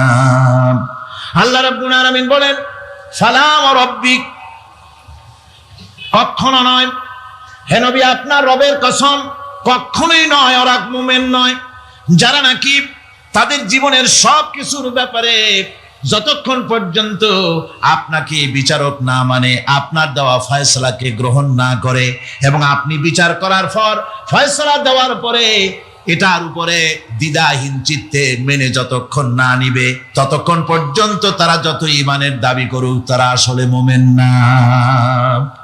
এ ফতোয়া কার? এ ফতোয়া কার? আল্লাহ রাব্বুল আলামিনের ফতোয়া। কখনো মুমিন হতে পারবে না যারা রাসূলুল্লাহকে ফয়সালাকারী হিসেবে গ্রহণ না করবে, কোরআনকে সংবিধানের উৎস হিসেবে গ্রহণ না করবে। কোরআন এসেছে আইনের কিতাব হিসেবে পৃথিবীর মানুষকে পরিচালিত করার জন্য। আজ এ কোরআনের আইন যারা মানে সেখানে শান্তি পায়, কোরআন যেখানে মানে না সেখানে শান্তি হয় না। আল্লাহ পাক পরিষ্কার বলেছেন, কোরআনের আইন মেনে চলো। আর যারা এই কোরআনকে অমান্য করবে তাদের শাস্তি কি হবে? আল্লাহ পাক বলেন, আল্লাযীনা কাযযাবু বিল কিতাবি ওয়া বিমা আরসালনা বিহি রুসুলানা ফাসাউফা ইয়ামালুন। আল্লাহ পাক বলেন, আমি যে কিতাব নাজিল করেছি, এই কিতাবকে যারা মিথ্যা মনে করে, কিতাবকে যারা অস্বীকার করে, কোরআনের আইন যারা মানে না, আমি যে রাসূলের উপরে যা নাজিল করেছি সেগুলির উপরে যারা ঈমান আনে না, এগুলিকে যারা মানে না, তাদের জন্য এর পরিণতি তারা খুব শীঘ্রই টের পাবে। খুব শীঘ্রই তাদেরকে পরিণতি দেওয়া হবে। কিয়ামতের দিন তাদেরকে আল্লাহ রাব্বুল আলামিন জাহান্নামে প্রবেশ করাবেন।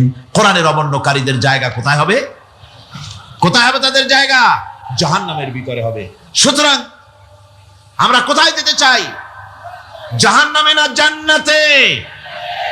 বেহেশতে যদি যেতে চাই, দুনিয়ায় যদি শান্তি চাই এবং আখিরাতে যদি মুক্তি পেতে চাই, তাহলে আমাদেরকে কোরআনের আইনকে মানতে হবে। কিসের আইন মানা লাগবে? কোরআনের আইন মানতে হবে। কোরআনে কারীমের নাজিল হলো। আল্লাহ পাক যে কোরআন আমাদের শিখালেন, আর রহমান আল্লামাল কোরআন, যে কোরআন তিনি আমাদের শিখালেন, এই কোরআন নাজিলের পদ্ধতি ছিল মদিনা এবং মক্কা। রাসূলের মক্কি জিন্দেগিতে কিছু নাজিল হয়েছে, আর মদনী জিন্দেগিতে নাজিল হয়েছে কিছু। মক্কা শরীফে যেগুলি নাজিল হয়েছে সে সূরাগুলো ছিল তাওহীদ, রিসালাত এবং আখিরাতের উপরে নির্ভর করে। আর মদনী সূরা যেগুলি ছিল সেগুলি ফৌজদারি দণ্ডবিধি, উত্তরাধিকারী আইন, তারপরে যাকাত, ওসর, যুদ্ধ, সন্ধি, বন্দি, এরপরে রয়েছে স্বরাষ্ট্রনীতি, পররাষ্ট্রনীতি, অর্থনীতি, জীবন পরিচালনার সমস্ত বিধি আর ব্যবস্থা মদনী জিন্দেগির সূরাগুলিতে, অবতীর্ণ সূরাগুলিতে আল্লাহ রাব্বুল আলামিন নাজিল করেছেন। কোরআন শরীফ মানুষের সকল সমস্যার সমাধান দিয়েছে। এখানে আমি এখন তার কিছু নমুনা পেশ করছি আপনাদের সামনে, আপনাদের বোঝার জন্য যে কোরআন, অনেকে বলে যে কোরআনের তাফসীরের ভেতরে রাজনীতির আলোচনা হয়। রাজনীতি সেইটুক করি যেটুকুন আল্লাহ কোরআনে করেছেন। জোরে কোন আলহামদুলিল্লাহ। এর থেকে বাড়ায় কিছু বলি নাকি? না। কোরআন যেটুকুন করেছে, রাসূলুল্লাহ যেটুকুন করেছে, একজন মুসলমান হিসাবে তা করা আপনার আমার জন্য কি সুন্নত, নফল? ওইটা করা কি জোরে কোন? এটা করা আমাদের জন্য ফরজ। সেই জন্য আমি কিছু নমুনা পেশ করছি আপনাদের সামনে, বুঝতে পারবেন যে কোরআন শুধু নামাজের কথা নিয়ে আসে নাই। কোরআনের মধ্যে আয়াত সংখ্যা কত? 6666। এটা ঠিক না, কিছু কম আছে। 6000 কয়েক শত, ভালো করে গুনে দেখা দরকার। তো এই যে আয়াতে কারিমা যেগুলি রয়েছে, এর মধ্যে মাত্র 500 আয়াত হচ্ছে হুকমে শরঈ। ভালো করে শুনুন, 500 আয়াত আদেশ এবং নিষেধ জাতীয়। এটা করো, ওটা করো না, এটা হালাল, ওটা হারাম, এ হলো 500।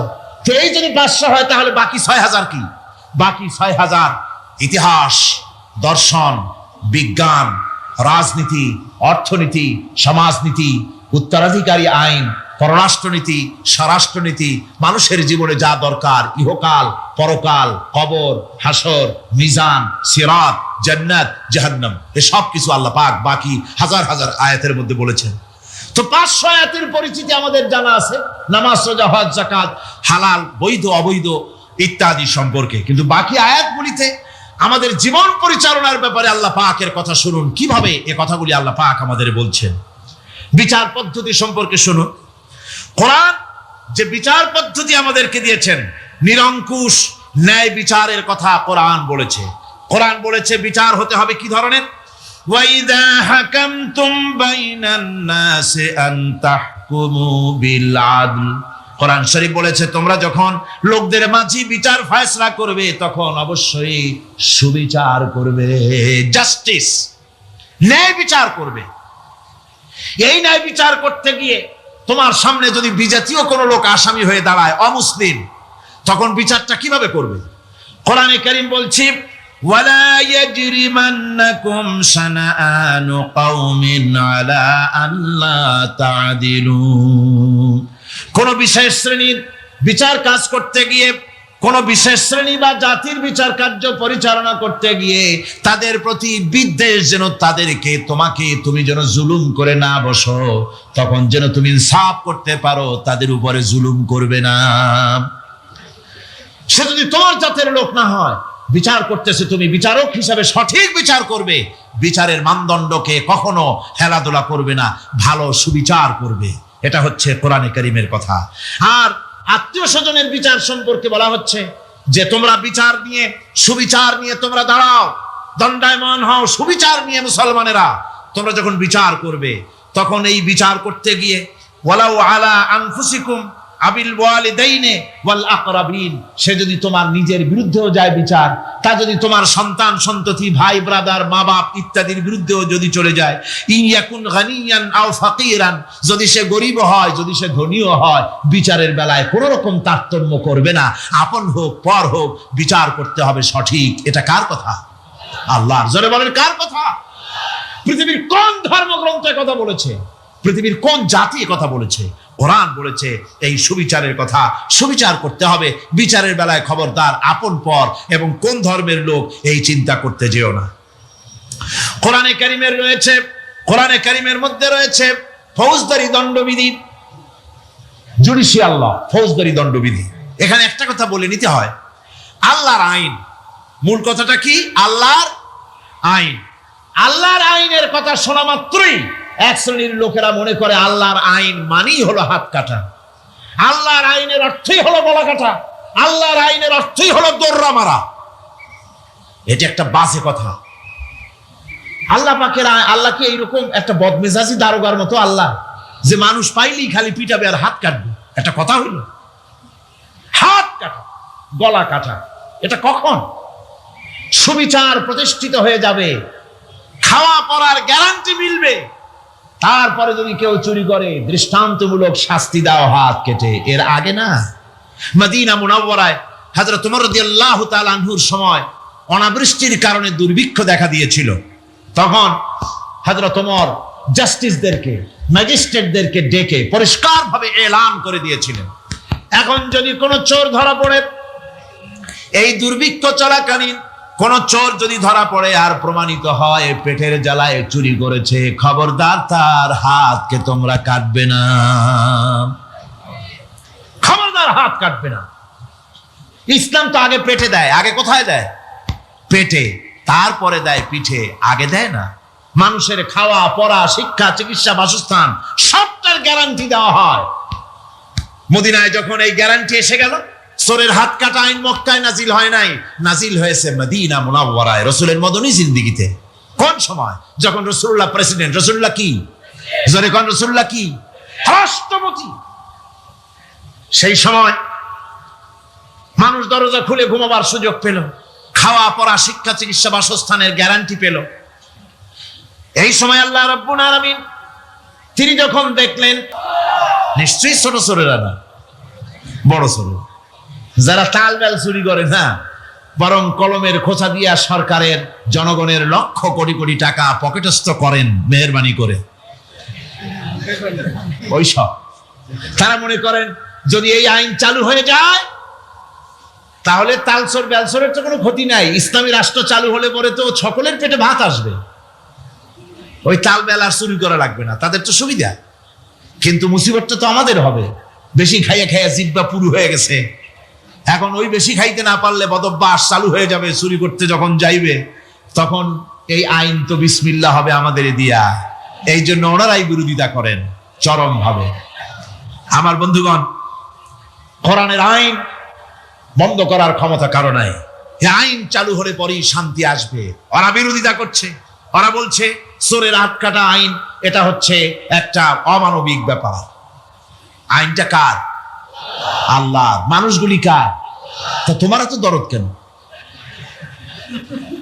মায়ের চাইতে মাসির দরদ বেশি, এটা কি খুব সুলক্ষণ? না, এটা দারুণ কুলক্ষণ। সুতরাং আল্লাহ রাব্বুল আলামিন তার আইন হচ্ছে শাশ্বত আইন।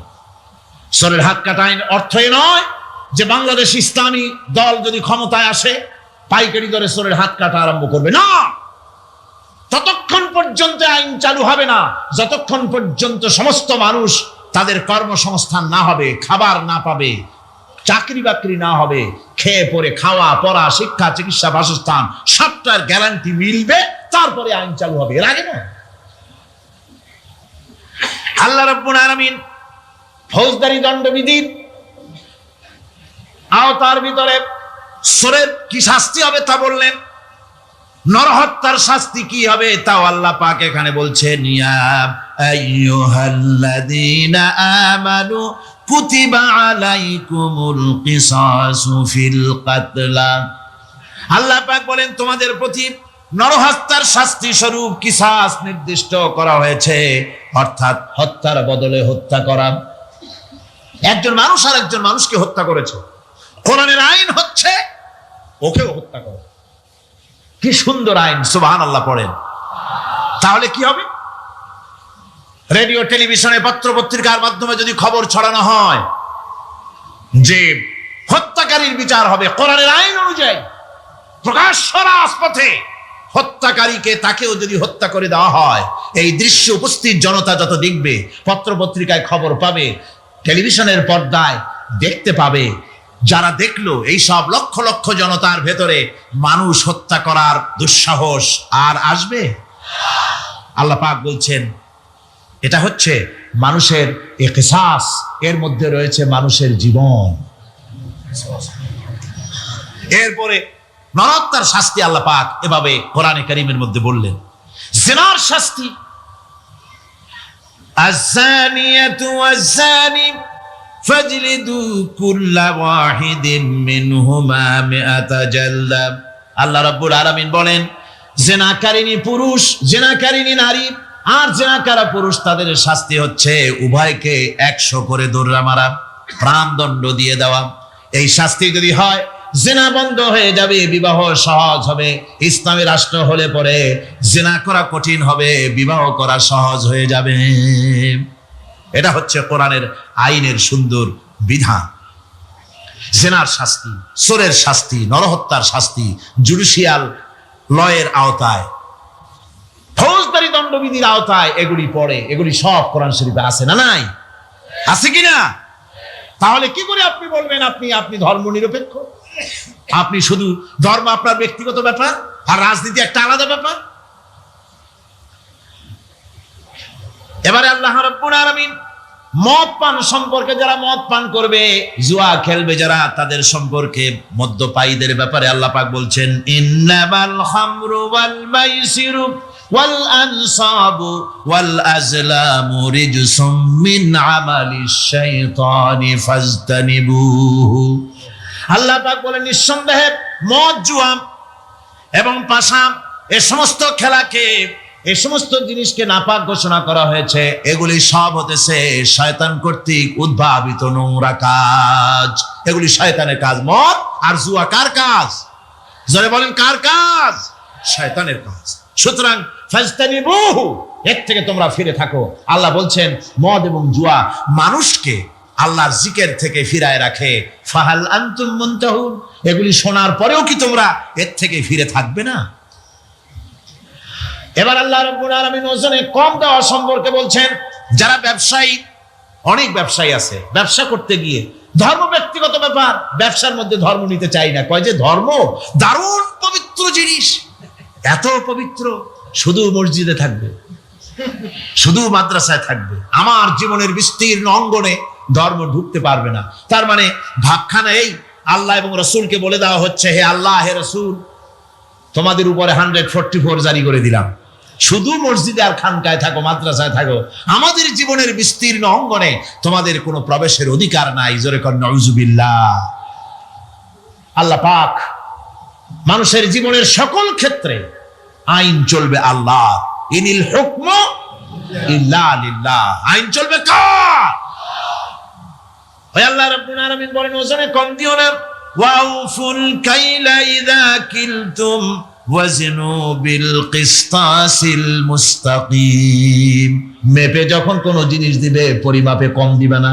ওজন করে যখন দিবে, ওজনেও কম দিবে না। আল্লাহ পাক কোরআনে কারীমের মধ্যে সুন্দর করে সব কথা বলে দিলেন। ওজনে কম করো না, পরিমাপে কম করো না, সঠিকভাবে এটাকে দিও। ইয়াতীমের মাল সম্পর্কে কোরআন বলছে, ওয়ালা তাকরাবু মালাল ইয়াতীমি ইল্লা বিল্লাতী হিয়া আহসান। ইয়াতীমের মাল ভক্ষণ করা তো দূরের কথা, এর নিকটবর্তী হয় না। তবে হ্যাঁ, ইয়াতীম বয়সপ্রাপ্ত হওয়া পর্যন্ত যদি আমানত রাখো, সেটা ভিন্ন কথা, কিন্তু ইয়াতীমের মালকে ভক্ষণ করো না অবৈধভাবে। ইয়াতীমের মালের সুরক্ষার জন্য আল্লাহ পাক বলে দিলেন। অশ্লীলতা সম্পর্কে, আজকে সমাজে অশ্লীলতা চলছে, বেহায়ামি, নগ্নতা চলছে, এ সম্পর্কে আল্লাহ পাক বলছেন, কুল ইন্নামা হারামা রাব্বিয়াল ফাওয়াহিশা মা যাহারা মিনহা ওয়া মা বাতান। আল্লাহ পাক বলেন, হে নবী, আপনি বলে দেন, আমার প্রভু নিঃসন্দেহে প্রকাশ্য এবং অপ্রকাশ্য সব রকমের নির্লজ্জতা এবং পাপাচারকে নিষিদ্ধ ঘোষণা করেছেন, হারাম করে দিয়েছেন। প্রকাশ্য এবং অপ্রকাশ্য সব রকমের পাপাচারকে, নির্লজ্জতাকে আল্লাহ পাক নিষেধ করেছেন। আজকে আমাদের দেশের টেলিভিশনে যে সমস্ত নির্লজ্জ বিজ্ঞাপন দেওয়া হয়, নারীর দেহের যে সৌন্দর্য প্রদর্শনী করা হয়, এ কি কোনো মুসলমান দেশের করা উচিত? কোন মুসলমানদের জন্য এটা কি বৈধ? আজ নির্লজ্জতা বেহায়ামি ছড়িয়ে পড়ছে চতুর্দিকে। আল্লাহ পাক নিষেধ করছেন, হারাম করে দিয়েছেন। প্রকাশ্য অপ্রকাশ্য সব রকমের নির্লজ্জতা আল্লাহ পাক হারাম করেছেন। সুতরাং আল্লাহ পাক বলছেন, আমি সুদকে হারাম করেছি, ব্যবসাকে করেছি হালাল। এই সুদ থেকে যদি না ফেরো, ফাইন লাম তাফআলু ফাযানু বিহারবিন মিনাল্লাহি ওয়া রাসূলি। আল্লাহ রাব্বুল আলামিন বলেন, যদি এই সুদ থেকে না ফেরো, যদি এই সুদ থেকে বিরত না থাকো, তাহলে আমি আল্লাহ এবং আমার রাসূলের পক্ষ থেকে যুদ্ধের ঘোষণা রইল। পারবেন? আল্লাহ রাসূলের সাথে যুদ্ধ করতে পারবেন? নাউযুবিল্লাহি মিন যালিক। কি মানুষের পক্ষে সম্ভব? সুদ সম্পর্কে আল্লাহ ঘোষণা করলেন কোরআনে কারীমের মধ্যে। এবার ধনী এবং গরিব সম্পর্কে, ধনী আর গরিবের ভিতরে সম্পর্কটা কেমন হবে আল্লাহ পাক কোরআনে কারীমের মধ্যে বলে দিলেন, ওয়া ফি আমওয়ালিহিম হাক্কুল লিসাইলি ওয়াল মাহরুম। আল্লাহ রাব্বুল আলামিন বলছেন, ও ধনীরা, তোমাদের সম্পদের ভিতরে গরিবদের অধিকার আছে, সে অধিকার আদায় করে দাও। এ কথা বলা হলো না গরিবরা তোমাদের করুণার পাত্র, দয়া করে তাদের কিছু দাও, এ কথা আল্লাহ বলেন নাই। বললেন, ধনীরা শুনে রাখো, তোমাদের সম্পদে গরিবদের অধিকার আছে, অধিকার, এই অধিকার তাদের ফিরিয়ে দাও। এরপরে আল্লাহ পাক বললেন, কাইলা ইয়াকুনা দুলাতাম বাইনাল আগনিয়াই মিনকুম, তোমাদের সম্পদগুলি যেন তোমাদের ধনশালী লোকদের হাতে যেন পুঞ্জীভূত না হয়ে যায়। দেশের সমস্ত সম্পদ গুটি কতক লোকের হাতে যেন পুঞ্জীভূত না হয়, বরং তার যাকাত, ফিতরা, সাদকা, এককালীন দান ইত্যাদির মাধ্যমে জনগণের কাছে যেন তা পৌঁছে যায়, এক জায়গায় যেন পুঞ্জীভূত হয়ে না থাকে। এভাবে করে আল্লাহ পাক মানুষের জীবনের সাথে সম্পৃক্ত কথাগুলি বলছেন। রাষ্ট্র ব্যবস্থা সম্পর্কে বলছেন, ওয়া আমরুহুম শুরা বাইনাহুম, রাষ্ট্র পরিচালনা করতে গিয়ে তাদের সাথে পরামর্শ ভিত্তিক রাষ্ট্র চালাও, স্বৈরাচার হয়ে ক্ষমতায় বসে থেকো না, ইচ্ছে মাফিক দেশ চালায়ও না, ডিক্টেটর হয়েও না, পরামর্শ ভিত্তিক দেশ পরিচালনা করো। এভাবে করে আল্লাহ রাব্বুল আলামিন রাষ্ট্রপ্রধানকে বললেন, ওয়াসাবিরুহুম ফিল আমর, প্রত্যেকটি ব্যাপারে, রাষ্ট্রের সব ব্যাপারে তাদের সঙ্গে পরামর্শ করে নাও, পরামর্শ সবার সঙ্গে পরামর্শ করে পরামর্শের ভিত্তিতে কাজ করো, এমনি স্বৈরাচার হিসাবে কাজ করো না।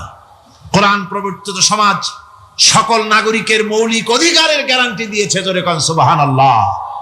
এখন আমি যে কথাগুলি বলবো, এই কথাগুলি শুধু মুসলমানদের জন্য নয়, হিন্দু, মুসলমান, খ্রিস্টান, বৌদ্ধ, নারী, পুরুষ, সাদা কালো, বর্ণ, ভাষা, দল, মত নির্বিশেষে সমস্ত মানুষের জন্য নাগরিক অধিকারের গ্যারান্টি দিচ্ছে কে?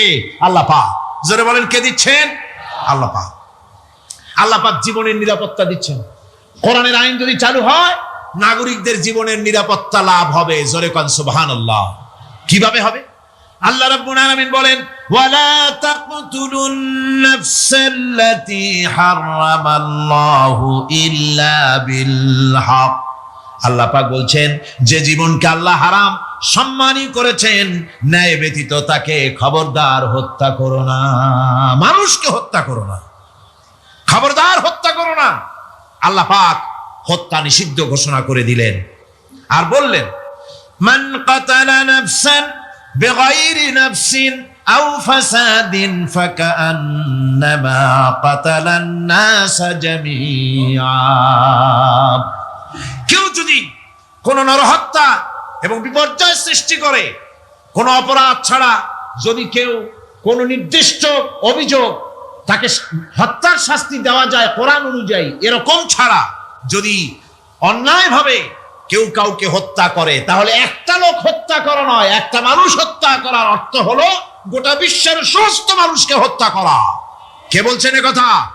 আল্লাহ পাক বলছেন। আর একটা মানুষকে যদি বাঁচায় দেওয়া যায়, তাহলে সে যেন গোটা পৃথিবীর সমস্ত মানুষকে বাঁচায় দিল। এ কথা কে বললেন? আল্লাহ সুবহানাহু ওয়া তাআলা বলেছেন। এরপরে নরহত্যা যারা করবে তাদের জন্য রয়েছে শাস্তি। কি শাস্তি?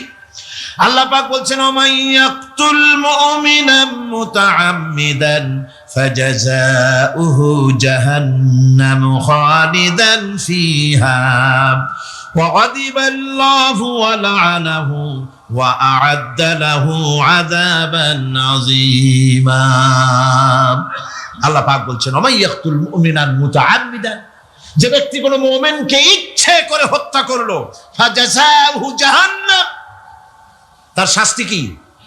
যারা বলেন শাস্তি কি? খালিদ, সেই জাহান্নামে চিরকাল তাকে থাকতে হবে। ওয়া গাযিবাল্লাহ ওয়া লানাহু, আর তার উপরে আল্লাহর গজব, আল্লাহর লানাত, চিরকাল এই শাস্তি তাকে জাহান্নামে ভোগ করতে হবে। এই কথাগুলি না জানার কারণেই আজকে কলেজ বিশ্ববিদ্যালয়গুলিতে মানুষ হত্যা চলছে পাখি হত্যার মতোই। সুতরাং আল্লাহর এই বিচারের কথা কোরআন থেকে যারা জানে তারা সন্ত্রাস করে না। এই জন্য কলেজ বিশ্ববিদ্যালয় সমূহে সন্ত্রাস হয়, মাদ্রাসাগুলিতে সন্ত্রাস হয় না বললেই চলে। কথা কি ঠিক বললাম না বাড়ায় বললাম? সন্ত্রাসের কারণে টাইটেল মাদ্রাসা বন্ধ হয়েছে কয়টা বাংলাদেশে? ফাজেল মাদ্রাসা কয়টা? দাখিল কয়টা? ইল্লা মাশাআল্লাহ দুই একটা হতে পারে কোথাও, কিন্তু তা হয় না। কারণ মাদ্রাসায় এই সব কথা পড়ানো হয় যা আমি বললাম। কোরআন থেকে যে কথাগুলি বললাম এগুলি কোথায় পড়ানো হয়? আজকে যদি কলেজ বিশ্ববিদ্যালয় সমূহে কোরআন পড়ানো হতো, তাফসীর পড়ানো হতো, তাহলে বিশ্ববিদ্যালয় থেকে রবীন্দ্রনাথ আর সূর্য সেনের পা চাটা উলামারা বের হতো না, শহীদ তিতুমীর বেরিয়ে আসতো, টিপু সুলতান বেরিয়ে আসতো, সালাউদ্দিন আইয়ুবী বেরিয়ে আসতো। দুর্ভাগ্যজনক আজ কলেজ বিশ্ববিদ্যালয়গুলিতে আল্লাহর কোরআন পড়ানো হয় না বলে আমাদের পাঠানো সোনার টুকরা ছেলেগুলি কয়লার টুকরা হয়ে ফিরে আসতেছে। বন্ধুগণ, জীবনের নিরাপত্তা দিচ্ছেন আল্লাহ পাক। কোরআনের আইন চালু হলে মানুষকে হত্যা করা হবে না, কেউ কাউকে মারতে পারবে না, মারলে তাকেও নিহত হত্যা করা অবশ্যই হবে। সম্পদের নিরাপত্তা দিচ্ছেন আল্লাহ, গ্যারান্টি। হিন্দু হোক মুসলমান হোক সকলের সম্পদের গ্যারান্টি মিলবে, কেউ কারো সম্পদকে হরণ করবে না, গসব করবে না। কোরআন বলছে ওয়ালা তাকুলু আমওয়ালাকুম বাইনাকুম বিল বাতিল, পরস্পরের সম্পদকে অবৈধভাবে ভক্ষণ করো না। সম্মানের নিরাপত্তা হচ্ছে ইসলামী সমাজ চালু হয়ে গেলে আল্লাহ রাব্বুল আলামিন সম্মানের নিরাপত্তা। ফাইদা কুদিয়াতিস সালাত ফান্তাশিরু ফিল আরদ ওয়াবতাগু মিন ফাদলিল্লাহ। সুবহানাল্লাহ বলেন। নামাজ যখন শেষ হয়ে গেল, ফাইদা কুদিয়াতিস সালাত, নামাজ যখন শেষ হয়ে গেল, ফান্তাশিরু ফিল আরদ, তখন জমিনে ছড়িয়ে পড়ো আর আমার অনুগ্রহ রিস্ক অনুসন্ধান করো। সুবহানাল্লাহ। মসজিদে বসে বসে খালি তসবিহ টিপতে থাকো না, কাজের সময় কাজ করো। অফিস থেকে বলে আসছে জোহরের নামাজ পড়তে যাই, জোহরের নামাজ পড়িয়ে তারপর নফল পড়া শুরু করছে, এরপরে দোয়া দুরুদ পড়া শুরু করছে। 1 ঘন্টা অফিসের সময় নষ্ট করেছেন। ফরজ নামাজ সুন্নত নামাজ পড়তে যতটুকুন লাগবে এর থেকে বেশি সময় নিলে বেতন হালাল হবে না। আপনি মিথ্যা কথা বলে মিথ্যা ছুটি নিয়ে দিনের কাজ করতে পারেন না। আপনার রুজি হালাল হইতে হবে। আপনার নফল নামাজ পড়া দরকার, রাত পড়ে আছে, রাতের বেলা গিয়ে জনমের মতো নফল পড়েন, কে নিষেধ করবে? মনে থাকবে কথা। ওয়াজআলনা নাওমাকুম সুবাতা, আর আমি তোমাদের জন্য ঘুমকে করেছি শান্তির বাহন। মানুষের অঙ্গ প্রত্যঙ্গ প্রত্যেকটির কাজ ভিন্ন, প্রকৃতিও ভিন্ন। চোখ দেখে, কান শোনে, জিহ্বা স্বাদ গ্রহণ করে, নাক শোনে, নাক শোখে, মস্তিষ্ক চিন্তা ভাবনা করে। এ হলো প্রকৃতি। আর প্রত্যেকটি অঙ্গ প্রত্যঙ্গের রুচি আলাদা, কর্তব্যের মধ্যে বিরাট বৈষম্য। যেমন চোখ রঙিন এবং সুন্দর জিনিস দেখতে ভালোবাসে, ঠিক কিনা বলেন? ঠিক কিনা? একটা খারাপ জিনিসের দিক চোখ পড়লেই মানুষ তাড়াতাড়ি চোখ ফিরায় নেয়, ঠিক না? চোখ সুন্দর এবং রঙিন জিনিস দেখতে ভালোবাসে। কান সুমধুর সুর শুনতে ভালোবাসে, উৎসাহ বোধ করে। আর হাত নরম এবং মসৃণ জিনিসে স্পর্শ করতে উৎসাহ বোধ করে। নাক আতরের গন্ধ শুঁকতে ভালো লাগে। আর মন নতুন নতুন রঙিন ভাবনা ভাবতে চেষ্টা করে। বাড়ি বানাবো, বিল্ডিং বানাবো, ইন্ডাস্ট্রি করব, ছেলে বিয়ে দেবো, মেয়ে বিয়ে দেবো অমুক জায়গায় বিরাট লোকের কাছে। ভাবতে ভাবতে ভাবের সাগরে হারিয়ে যায়। আর ভাবনার ভিতরে খেয়ালে যদি কেউ পোলাও পাকায়, বাস্তবে তা হোক আর না হোক, খেয়ালে মনে মনে যদি কেউ পোলাও পাকায়, তাহলে ঘিয়ের দাম যাই হোক না কেন তাতে কিছু আসে যায় না। মানুষ রঙিন রঙিন ভাবনা ভাবতে খুব মজা পায়। তাহলে আমি কি বুঝাইতে চাইলাম? চোখের কাজ, নাকের কাজ, মুখের কাজ, কানের কাজ, মনের কাজ, প্রত্যেকটি অঙ্গ প্রত্যঙ্গে ভিন্ন ভিন্ন কাজ আছে, ভিন্ন ভিন্ন রুচি আছে। প্রিয় ভাই সব, হযরত ওমর ফারুক রাদিয়াল্লাহু তাআলা আনহু তিনি একবার মসজিদ নববীর মধ্যে দেখলেন ফজরের সময়, জোহরের সময় তিনি দেখলেন ফজরে যাদের দেখলাম এক জায়গায় বসা ৫-৭টা লোক, জোহরে তো তাদেরই দেখতেছি, আসরের সময় দেখলেন ওইখানে বসা, মাগরিবেও দেখলেন, এশায়ও দেখলেন। এশার নামাজের পর তিনি প্রশ্ন করলেন, তোমরা কারা? বলল যে আমরা হলাম দূরের থেকে আসছি, মসজিদে নববী শ্রেষ্ঠ মসজিদ, এখানে বসে বসে আল্লাহর জিকির আজগার করি। তো আল্লাহর জিকির আজগার করো, নামাজ পড়ো, খাও কি? কাজে কিছু লোক আছে ওরা মেহেরবানি করে রান্না করে আনিয়া আমাদের খাওয়াইয়া যায়। হযরত ওমর ফারুক রাদিয়াল্লাহু তাআলা আনহু বললেন, তাহলে তো তোমার চাইতে, তোমরা যে কয়জন এখানে বসে ইবাদত করো, তোমাদের চাইতে ওই ব্যক্তি অনেক উত্তম যে নিজে রুজি কামাই করে তোমাদের খাওয়ায় যায়। তোমরা তো অলস।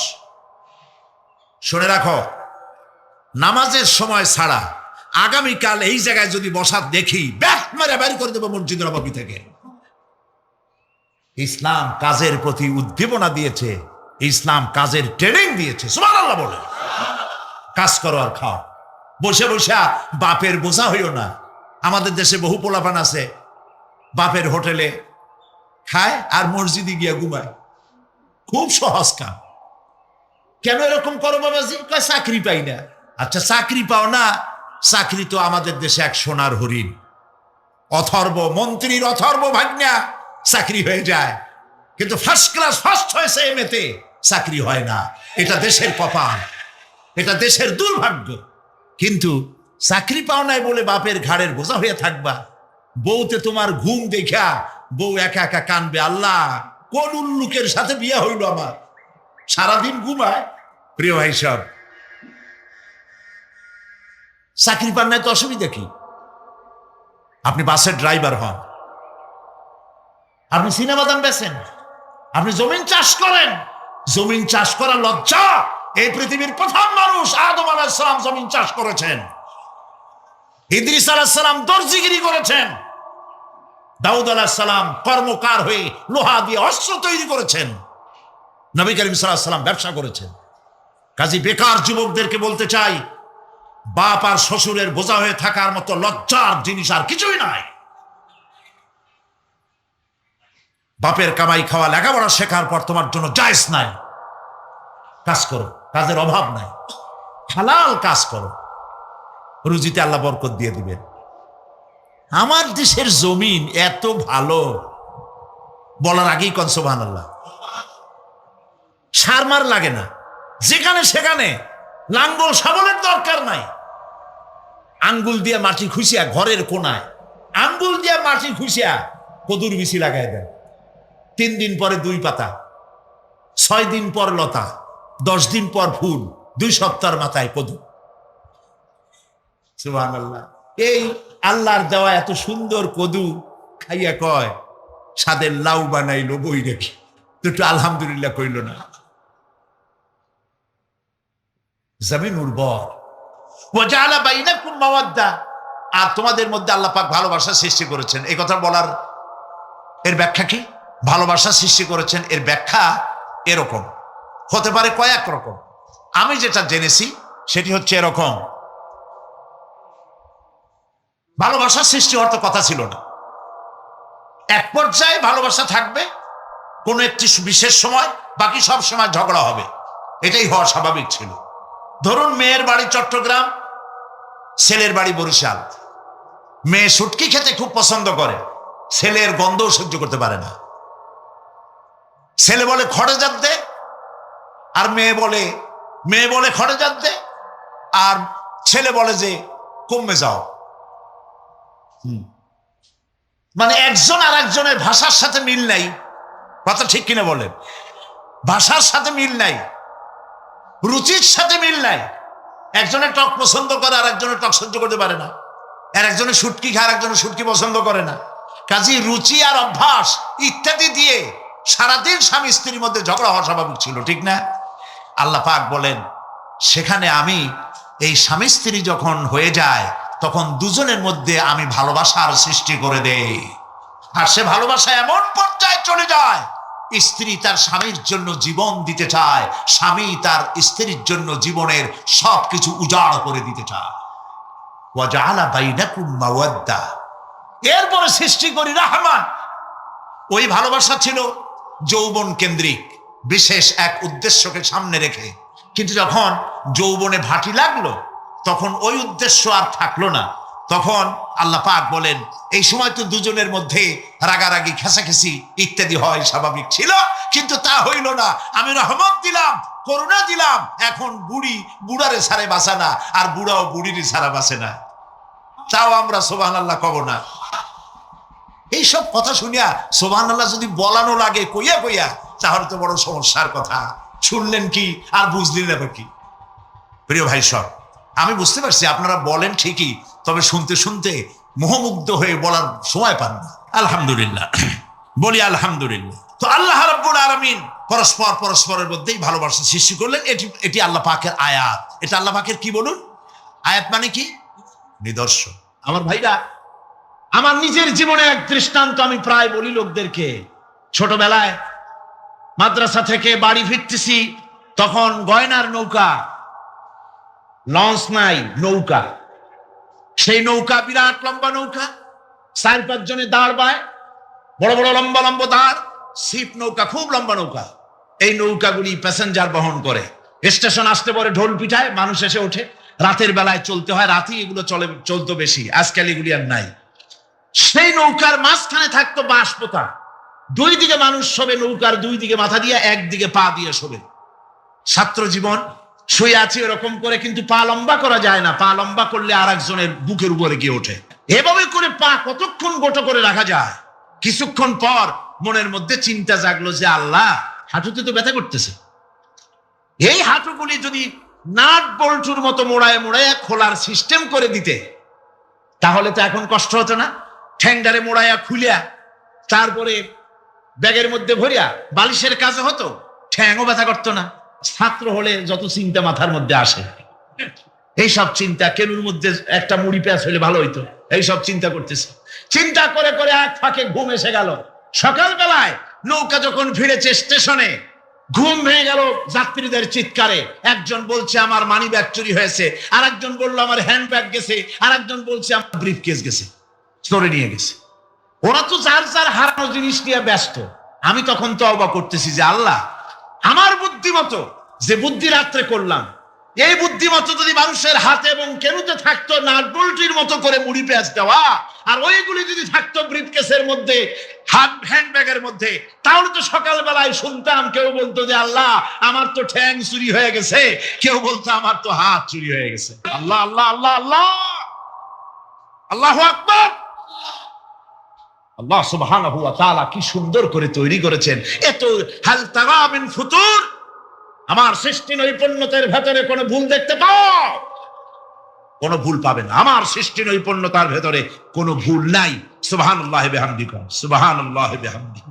এত সুন্দর করে আল্লাহ সুবহানাহু ওয়া তাআলা মানুষ সৃষ্টি করলেন। খলাকাল ইনসান আল্লামাহুল বায়ান, তিনি মানুষকে কথা বলা শিখিয়েছেন, তিনি মানুষকে সৃষ্টি করেছেন এত সুন্দর করে, চামড়া দিয়ে, সুন্দর করে চোখ দিয়ে, চুল দিয়ে, মুখ দিয়ে, কি সুন্দর করে বানিয়েছেন। সুবহানাল্লাহ। দেখুন, পায়ের তালুর চামড়া একরকম, তলার চামড়া আর এক রকম, বুকের চামড়া একরকম, পিঠের চামড়া আর এক রকম, ঠিক কিনা কর?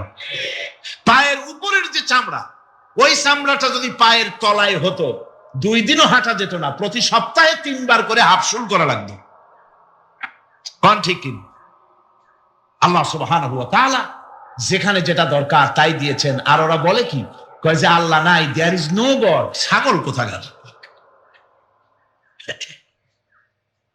গ্যাগারিন বলেছেন ইউরি গ্যাগারিন প্রথম মহাশূন্যচারী, মহাশূন্য পরিভ্রমণ করে এসে বললেন যে মহাশূন্যের লক্ষ লক্ষ মাইল পরিভ্রমণ করে এলাম। মহাশূন্যে হিন্দুরা যাকে ভগবান বলে, খ্রিস্টান যাকে গড বলে, মুসলমানেরা যারা আল্লাহ বলে, এই লক্ষ লক্ষ মাইলের কোন জায়গায় অস্তিত্ব দেখলাম। কিসের আল্লাহ, কিসের গড? নাউযুবিল্লাহি মিন যালিক। কত বড় ছাগল! তুমি দেখ আল্লাহ রে, তুমি তো নিজের শরীরই নিজে দেখো না। আমরা কি আমাদের নিজের শরীরটা দেখি? আয়নার সাহায্য ছাড়া ঘাটটা কেমন, হিপটা কেমন, ব্যাকটা কেমন, পেছনের উরুটা দেখতে কেমন, আজ পর্যন্ত আয়নার সাহায্য ছাড়া দেখতে পারি নাই। নিজের শরীরটাই দেখতে পারি নাই, আর এই শরীরের স্রষ্টাকে দেখতে চাই। সাহস তো কম না পাগলের। আল্লাহ সুবহানাহু ওয়া তাআলা তিনি মানুষকে সৃষ্টি করেছেন, কত সুন্দর করে তিনি বানিয়েছেন। একবার লক্ষ্য করে দেখো, শুকরিয়া আসবে আল্লাহর দরবারে, মাথা নত হয়ে আসবে। কি সুন্দর করে আল্লাহ পাক বানিয়েছেন। মানুষের শরীরে কিডনি লাগবে দুটি, কিডনি লাগবে একটা। কিডনি কি? কিডনি হচ্ছে আপনার পেশাবকে ছেঁকে বের করে দেয়, একটা দারুণ জিনিস আপনার শরীরের জন্য। কিডনি যদি ইনঅ্যাক্টিভ হয়ে যায়, হাত পায়ে পানি এসে হাত পা ফুলে আপনি মৃত্যুর দিকে এগোতে থাকবেন। এই কিডনি, এই ছাকনি মাত্র একটা হলে চলে, কিন্তু আল্লাহ পাক ছাকনি, এই কিডনি দিয়েছেন দুটো। কটা দিলেন? দুটো। একটা যদি কখনো ডিসঅর্ডার হয়ে যায়, আর একটা দিয়ে যেন আমার বান্দা কাজ চালায় নিতে পারে। সুবহানাল্লাহ বিহামদিহি, সুবহানাল্লাহ। চোখ তো একটা হলেও হয়, কিন্তু আল্লাহ চোখ দিলেন দুটো। কটা দিয়েছেন? দুটো চোখ দিয়েছেন, দুটো কান দিয়েছেন। আমি অবাক হয়ে গিয়েছি যখন আমার ছেলের চিকিৎসা চলতেছিল সিঙ্গাপুর মাউন্ট এলিজাবেথ হসপিটালে। 7টা অপারেশন হয়েছে। আমার ছেলে কারিবুল মত, একেবারে মৃত্যুর দুয়ারে চলে গিয়েছিল। 7টি অপারেশন, 40 ব্যাগ রক্ত লেগেছে। 2.5 ফিট তার ইন্টেস্টাইন কেটে ফেলেছে, 2.5 ফিট খাদ্যনালী কেটে ফেলে দিয়েছে। আমি ডাক্তারকে জিজ্ঞেস করলাম, সার্জনকে, 2.5 ফিট তার খাদ্যনালী তুমি কেটে ফেললে, তা আমার এই ছেলে খেয়ে হজম করবে কি করে? তার খাওয়াটাও প্রবলেম হবে না? ডাক্তার আমাকে যা বলল, শোনা মাত্র আমার চোখে পানি এসে গেল। ডাক্তার বলল, তুমি জানো না, আমি তো মাত্র 2.5 ফিট কেটেছি।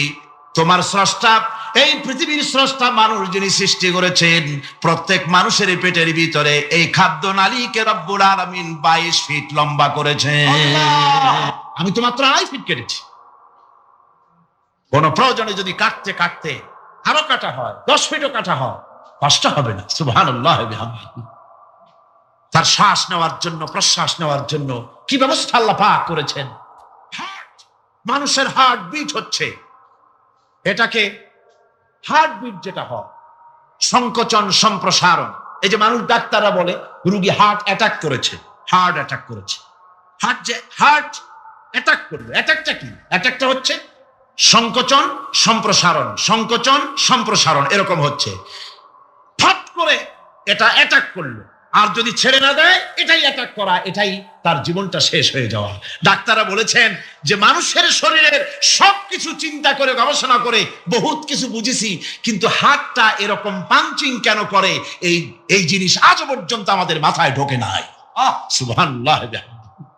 আল্লাহ পাক কি সুন্দর করে এই পাঞ্চিং এর মাধ্যমে, হার্ট যেভাবে করতেছে, এই পাঞ্চিং এর মাধ্যমে সমস্ত শরীরের রক্তগুলি পা থেকে শুরু করে মাথা পর্যন্ত সব ছড়িয়ে দেওয়া হচ্ছে। এভাবে এভাবে ছড়িয়ে দেওয়া হচ্ছে যাতে করে মানুষ জীবিত থাকে, শরীরের রক্ত গরম থাকে, হিম শীতল হয়ে মানুষ যেন মারা না যায়। এই জন্য আল্লাহ সুবহানাহু ওয়া তাআলা এত সুন্দর ব্যবস্থা করেছেন। এক সময় আঘাত পেয়ে অনেকগুলি রক্ত যদি পড়ে যায়, মানুষ রক্ত শূন্যতায় মরবে না, আবার খানিকটা রক্ত রিজার্ভ থাকে। আল্লাহ পাক রিজার্ভ করে রাখেন। স্পঞ্জের ভিতরে পানি থাকলে উপর থেকে টের পাওয়া যায়, ওরকম খানিকটা রক্ত আল্লাহ শরীরের ভিতরে রিজার্ভ রেখেছেন। এই জন্য বড় বড় ডাক্তাররা, বড় বড় ডাক্তার, বড় বড় বিজ্ঞানী কখনোই নাস্তিক হয় না। এইসব তৈরি করেছি, তোমাদের স্ত্রীদেরকে তৈরি করেছি যাতে করে তোমরা তাদের কাছে শান্তি পাও, আর তোমাদের মধ্যে ভালোবাসা সৃষ্টি করেছি, মহব্বত সৃষ্টি করে দিয়েছি। আর পরিণত বয়সে এই মহব্বতকে আমি আল্লাহ করুণার সহৃদয়তায় পরিণত করে দেই। তোমার থেকে তোমার জোড়া নারী সৃষ্টি করেছি, স্ত্রী। সেই স্ত্রীর কাছে তুমি তোমার স্বস্তি, শান্তি, ফিরে পাবে। আর যখন বৃদ্ধ হয়ে যাবে তখন এই ভালোবাসাটা আমি করুণা আর মহব্বতের মধ্যে পয়দা করে দেই। এর দ্বারা এই ভালোবাসা এবং মহব্বতের মাধ্যমে সন্তান সন্ততি পৃথিবীতে আসে, নাতি আসে, পৌত্র আসে, পৌত্রী আসে, এভাবে করে আত্মীয় স্বজন পরিবেষ্টিত অবস্থায় দুনিয়ায় মানব বংশ আমি এভাবে করে বৃদ্ধি করি। আর এরপরে মানব সৃষ্টি করে মানুষকে এক পরিবেশ সৃষ্টি করে দিয়ে তাকে কথা বলারও আমি ভাষা শিখিয়েছি। আল্লামাহুল বায়ান, মানুষকে আমি কি শিক্ষা দিয়েছি? কথা বলতে আমি শিক্ষা দিয়েছি। কথা বলার কারণেই মানুষ আর কথা বলতে পারে না বলে মানুষের সাথে পশুর সাথে এই বিরাট পার্থক্য। পশু কথা বলতে পারে না, মানুষ কথা বলতে পারে। কথা বলা হচ্ছে মানুষের একটা বিশেষ বৈশিষ্ট্য। আরে বায়ান শব্দের অর্থ শুধু কথা নয়, বায়ান শব্দের অর্থ হচ্ছে চেতনা, বুদ্ধি, অনুভূতি, প্রজ্ঞা, মেধা, চিন্তা, বিবেচনা, ইচ্ছা শক্তি, প্রতিরোধ শক্তি, এ সবগুলি বায়ানের ভিতরে সীমাবদ্ধ। যে আমি বায়ান শিক্ষা দিয়েছি, তার মানে এতগুলি জিনিস আমি তোমার মধ্যে আমি সৃষ্টি করে দিয়েছি মানুষের মধ্যে। এরপরে এ বায়ান একটি শিক্ষা। শিক্ষা বলতে বুঝায়, এই শিক্ষাটা আল্লাহ সবাইকে দিয়েছেন। মাছ সাঁতার কাটতে পারবে, পাখি আকাশে উঠতে পারবে। পাখিকে আল্লাহ ওড়ার ক্ষমতা দিয়েছেন। মুরগির বাচ্চা ডিমের থেকে বের করে পানির মধ্যে ছেড়ে দিবেন, ও সাঁতার কাটতে পারবে না। আপনি আমারে কোন মুরগির ডিমের ভিতরে মুরগির বাচ্চা, হাঁসের ডিমের ভিতরে হাঁসের বাচ্চা, সে কি করে বোঝে ডিমের কোন অংশ পাতলা? সেই অংশটা সে অপারেশন শুরু করে দেয়। সে কিন্তু সব জায়গায় ঠকায় না। ওই ডিমের পর্দার ভিতরে একটা অংশ আছে পাতলা, সামান্য পাতলা, সেই পাতলা অংশ সে ঠুক করে একটুখানি অপারেশন করে, পর্দাটা ফেটে যায়, সেখান থেকে সে বেরিয়ে আসে। কে শিখালো যে এই জায়গায় ঠুক করে আওয়াজ কর, বেরোতে পারবি? কে শিখালো? আল্লাহ শিক্ষা দিয়েছেন। এটা বায়ানের অন্তর্গত। মানুষকে দিয়েছেন বায়ান, ওকে দিয়েছেন শিক্ষা। হাঁসের বাচ্চা পানির ভিতরে ছেড়ে দিলে ওকে সাঁতার কাটতে হবে, কে শিখালো? আল্লাহ পাক। বাতাসে পাখিরা উড়ে বেড়ায় ডানা মেলে। আওয়ালাম ইয়ারাউ ইলা তায়রি সাফাতিন ওয়া ইয়াকবিদনা মা ইউমসিকুহুন্না ইল্লার রাহমান। দেখে নাকি তারা পাখিটি কেমন? মেলি দুটি লঘু ডানা, উড়িয়া বেড়ায় শূন্যের পরে নাহি তার কোনো মানা। আবার সে ডানা গুটাইয়া চলে কিন্তু পড়ে না তবু, বলকে বা তারে শূন্যে রাখিছে ভিন্ন সে এক প্রভু। প্লেনের মতো, এরোপ্লেনের মতো দেখছেন না পাখিগুলি এরকম এরকম করে ওড়ে। আবার কখনো উঠতে গিয়ে আর ডানা দোলায় না, দুটো ডানা শরীরের সাথে মিশাইয়া একেবারে রকেটের মতো উড়ে চলে যায়, কিন্তু পড়ে যায় না। কে তাকে শূন্যের উপরে রেখেছে? জোরে কন, কে রেখেছে? এই ট্রেনিং আল্লাহ পাক তাকে দিয়েছেন। আল্লাহ পাক তাকে এই শিক্ষা দিয়েছেন। এই শিক্ষা, পানিতে সাঁতার কাটবে মাছ, বায়ুতে ভেসে বেড়াবে পাখি, তারপরে মানুষের চোখের পলক পড়বে, পাকস্থলী হজম করবে, এসব শিক্ষা আল্লাহই দিয়েছেন। প্রত্যেকটা জিনিসকে সৃষ্টি করেছেন, আর তার কাজটাও কিভাবে হবে তাও আল্লাহ পাক শিখিয়ে দিয়েছেন। এই জন্য শুধুমাত্র এই শিক্ষাটুকুনি নয়, মূল শিক্ষা হচ্ছে আল্লামাহুল বায়ান। এর আসল অর্থ হলো মানুষের জ্ঞানের পূর্ণতার জন্য আল্লাহ পাক বায়ান দিয়েছেন। সে বায়ান হচ্ছে কোরআনে কারীম। সে বায়ান কি? কোরআন। এই কোরআন হচ্ছে মানুষের জ্ঞানের পূর্ণতা। কোরআন দিয়েই মানুষের জ্ঞান পরিপূর্ণ হয়।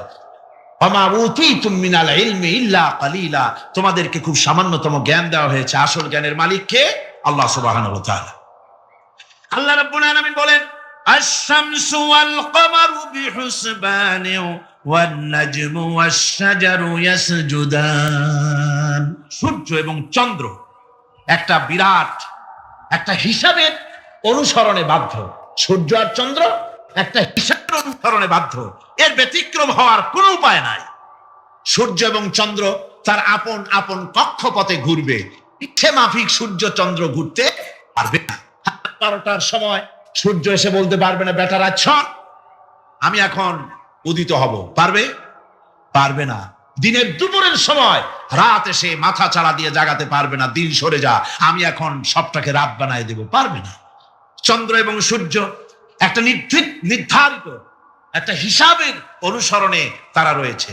আর এই হিসাবের নিয়ম, কঠোর হিসাবের নিয়মতান্ত্রিকতার ভেতরে থাকার কারণেই মানুষের জন্য চন্দ্র মাস বছর ইত্যাদি গণনা মানুষের জন্য আল্লাহ সহজ করে দিয়েছেন। আল্লাহ পাকের নবীর কাছে জিজ্ঞাসা করা হচ্ছে, ওয়ায়াসআলুনাকা আনিল আহিল্লাম, ও নবী আপনাকে প্রশ্ন করা হয় চাঁদ সম্পর্কে। কাফেররা প্রশ্ন করেছে চাঁদের ক্রমবর্ধমান ক্রমহ্রাস কেন, চাঁদ বাড়ে কেন, কমে কেন, আপনারে জিজ্ঞাসা করা হয়, আপনি জবাবে বলুন, কুল হিয়া মাওয়াকিতু লিন্নাস, বলুন এ চাঁদ হচ্ছে মাস দিন বছর গণনা করার জন্য, গোটা পৃথিবীবাসীর জন্য আমি একটা স্থায়ী ক্যালেন্ডার আকাশে ঝুলায় রাখছি। জোরে কোন সুবহানাল্লাহ। বিনা পয়সার ক্যালেন্ডার কে ঝুলায় রাখছেন? আল্লাহ সুবহানাহু ওয়া তাআলা তিনি ঝুলিয়ে রেখেছেন এই ক্যালেন্ডারকে। আর এই চন্দ্র সূর্য নিজের ইচ্ছা মাফিক চলতে পারে না। আল্লাহ পাক কোরআনে কারিমে বলেছেন, আফা গায়রা দীনিল্লাহি ইয়াবগুন ওয়া লাহু আসলামা মান ফিস সামাওয়াতি ওয়াল আরদি তাওআন ওয়া কারহা, তোমরা কি আমার দেওয়া জীবন ব্যবস্থা ছেড়ে দিয়ে মানুষের তৈরি করা অন্যের তৈরি করা মতবাদ গ্রহণ করতে চাও? ওয়ালাহু আসলামা মান ফিস সামাওয়াতি ওয়াল আরদ, অথচ আকাশে যা কিছু আছে জমিনে যা কিছু আছে সব আমার কি করছে? আমার হুকুম মেনে আমার আনুগত্য করে তারা চলছে, আনুগত্যের সামনে মস্তক অবনত করে দিয়েছে। তাই তো আমরা দেখতে পাই তাল গাছে কোনোদিন বেল হয় না, হয়? তাল গাছে বেল হয়, নারকেল গাছে আম হয়, নিম গাছে লিচু হয়? হয় না। আল্লাহর সুন্নতের ভিতরে কোনো পরিবর্তন পাওয়া যাবে না। দেখুন বঙ্গোপসাগরের পানি মিষ্টি না নোনা? সবাই বলুন মিষ্টি না নোনা? বঙ্গোপসাগরের নোনা পানি জোয়ারের টানে এই বঙ্গোপসাগরের নোনা পানিগুলি পদ্মা মেঘনা যমুনার ভিতরে প্রবেশ করে মিষ্টি পানির ভিতরে, আবার ভাটির টানে পদ্মা মেঘনা যমুনার পানিগুলি মিষ্টি পানিগুলি নোনা পানির মধ্যে গিয়া ঢোকে। মাঝখানে কোনো পার্টিশন নাই, নোনা পানি মিষ্টি পানির এলাকাকে নোনা বানাতে পারে না, আবার মিষ্টি পানিগুলি গিয়া নোনা পানিগুলিরে মিষ্টি বানাইতে পারে না। কার হুকুম পালন করে? কার হুকুম? النجم والشجر يسجدان والسماء رفعها ووضع الميزان, তারকা বৃক্ষরাজি সব সেজদায় রত। তারাই সেজদা দেয় কারে? কারে সেজদা দেয়? চাঁদ সেজদা করে কাকে? সূর্য করে কাকে? গাছপালা করে কারে? আল্লাহ পাককে সেজদা করে সবাই। সমস্ত সৃষ্টি জগতের কাজ হলো তিনটা। সৃষ্টি জগতের কাজ কয়টা? তিনটি কাজ। একটা কাজ হচ্ছে সৃষ্টি জগৎ মহান আল্লাহর উদ্দেশ্যে সিজদা করবে, তার হামদ করবে, তার তাসবিহ করবে। তিনটা কাজ, সিজদা করবে, হামদ করবে, তাসবিহ করবে। এই তিনটা কাজ হচ্ছে সৃষ্টি জগতের। গোটা পৃথিবীর সবকিছু আল্লাহ পাককে সিজদা করছে। কোরআনে কারীমে রব্বুল আলামিন বলেন, وَلِلَّهِ يَسْجُدُ مَنْ فِي السَّمَاوَاتِ وَالْأَرْضِ طَوْعًا وَكَرْهًا وَظِلَالُهُمْ بِالْغُدُوِّ وَالْآصَالِ। আল্লাহ পাক বলেন, আকাশে যা কিছু আছে, জমিনে যা কিছু আছে, সব কিছু আমার সেজদা করে। এমনকি গাছগুলি, গাছ আমার সেজদা করে। গাছগুলি সকাল বেলায় গাছের ছায়া সকাল বেলায় আর বিকাল বেলায় নিজের ছায়া লম্বা করে দিয়ে আমার সামনে সেজদায় পতিত হয়ে যায়। গাছগুলি আমাকে সেজদা করে, তারকা সমূহ চন্দ্র সূর্য সব আমাকে সেজদা করে। ওয়ালিল্লাহি ইয়াসজুদু মা ফিস সামাওয়াতি ওয়া মা ফিল আরদ মিন দাব্বাতিন ওয়াল মালাইকাতু ওয়া হুম লা ইস্তাকবিরুন। আকাশ এবং জমিনে যা কিছু আছে আমার সিজদা করে। আমার সিজদা থেকে কেউ অহংকার করে না, অহমিকতা করে না। আমার সিজদা থেকে কেউ ফিরে যায় না, সবাই আমাকে সিজদা করে। সুতরাং ও মানুষ, আমার দরবারে সিজদায় মাথা নত করে দাও। সবগুলি আমার সামনে সিজদা করতেছে। আলাম তারা আন্নাল্লাহা ইয়াসজুদু লাহু মান ফিস সামাওয়াতি ওয়া মান ফিল আরদ والشمس والقمر والنجوم والجبال والشجر والدواب وكثير من الناس। আল্লাহ পাক বলছেন, আকাশ এবং জমিনে যা আছে সব আমাকে সেজদা করছে, চাঁদে, সূর্যতে, গাছপালায়, পাহাড় পর্বতে, সবকিছু, সমস্ত প্রাণী জগৎ পর্যন্ত, চতুষ্পদ জন্তুগুলি পর্যন্ত আমি আল্লাহকে সেজদা করে। সুবহানাল্লাহ। আল্লাহ রাব্বুল আলামিন এবার বলেন, ওয়াল আরদা ওয়াদাহা লিল আনাম ফিহা ফাকিহাতু ওয়ান নাখলু যাতুল আকমাম। আল্লাহ পাক বলছেন, পৃথিবীকে তিনি সমস্ত সৃষ্টির জন্য এই পৃথিবী বানিয়েছেন। আনাম, আনাম শব্দের অর্থ হচ্ছে জীব, জানদার। যত জানদার আছে সমস্ত জানদারদের জন্য আল্লাহ পাক এই পৃথিবীকে বানিয়েছেন। অর্থাৎ যাদের প্রাণ আছে, প্রাণী সময়ের জন্য আল্লাহ যা সৃষ্টি করেছেন সেটা হলো এই পৃথিবী। এই পৃথিবী ছাড়া অন্য কোথাও কোন প্রাণী বসবাসের উপযোগী করে আল্লাহ তৈরি করেন নাই। এই পৃথিবীটা কি আল্লাহ পাক প্রাণীদেরকে বসবাসের উপযোগী করে তৈরি করেছেন। তারপরে বলছেন, পৃথিবী তো তৈরি করলাম, এরপরে আমি তাদের সমস্ত খাবার দাবারের ব্যবস্থাও করেছি। খেজুরগুলিকে আমি প্যাকেট করে তোমাদের সামনে দিয়েছি, আচ্ছাদন দিয়ে দিয়েছি। খেজুরের কথা এখানে বলা হয়েছে, শুধু খেজুর খেজুর নয়, খেজুর, আঙ্গুর, বেদানা, আপেল, যত খাবার আমাদের সামনে আল্লাহ দিয়েছেন সমস্ত খাবারগুলি প্যাকেট করা। জোরে বলেন, কি করা? প্যাকেট করা। কি মহব্বত করে আল্লাহ দিয়েছেন। কলা বলেন, তাল বলেন, বেল বলেন, সব খাবারগুলিকে আল্লাহ পাক প্যাকেট করে মানুষের সামনে হাজির করেছেন। কারণ ওয়ালাকাদ কাররামনা বানি আদমা, যেহেতু আদম সন্তানকে আমি সম্মানিত করেছি, তাই আদম সন্তানের সামনে, ভদ্র সম্মানিত মেহমানের সামনে যত খাবার দিলাম সব খাবারগুলিকে আমি গুছিয়ে সুন্দর করে সাজিয়ে আমি কভার করে তোমার সামনে পেশ করেছি। ওয়াল হাবযুল আসফি ওয়ার রাইহান, এরপরে দানা দিয়েছি, ভুসি দিয়েছি। দানা হচ্ছে মানুষের খাবার, ভুসি হচ্ছে পশুর খাবার। এই মানুষের খাবার, পশুর খাবার সবকিছু আমি পরিবেশন করেছি। এরপর আল্লাহ বলছেন, ফাবিআইয়ি আলা রাব্বিকুমা তুকাযযিবান। আল্লাহ পাক বলছেন, কোন নিয়ামতকে, তোমার প্রভুর কোন নিয়ামতকে অস্বীকার করতে পারো? আল্লাহর কোন নিয়ামতকে অস্বীকার করতে পারবে না। এভাবে হাজারো নিয়ামত দিয়ে আমি তোমাদেরকে সমৃদ্ধ করেছি। সূরা আর রহমান একেবারে শেষ পর্যন্ত আল্লাহর এই সমস্ত নিয়ামত দিয়ে ভরা, নিয়ামতের কথা দিয়ে, রহমতের কথা দিয়ে ভরা। জোরে কোন সুবহানাল্লাহি বিহামদিহি। এই কোরআন, যে কোরআন আল্লাহ আমাদের শিক্ষা দিলেন, এই কোরআন অনুযায়ী দয়া করে যে কোরআন দিলেন, যাতে অর্থনীতি আছে, সমাজনীতি আছে, রাজনীতি আছে, যাতে মানুষের পারিবারিক জীবন আছে, সবকিছু যে কোরআনে আছে।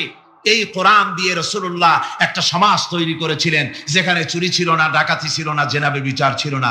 ওরকম একটি সমাজ বাংলাদেশে প্রতিষ্ঠিত হোক, এটা কি আপনারা চান? কারা কারা চান? দেখতে চাই।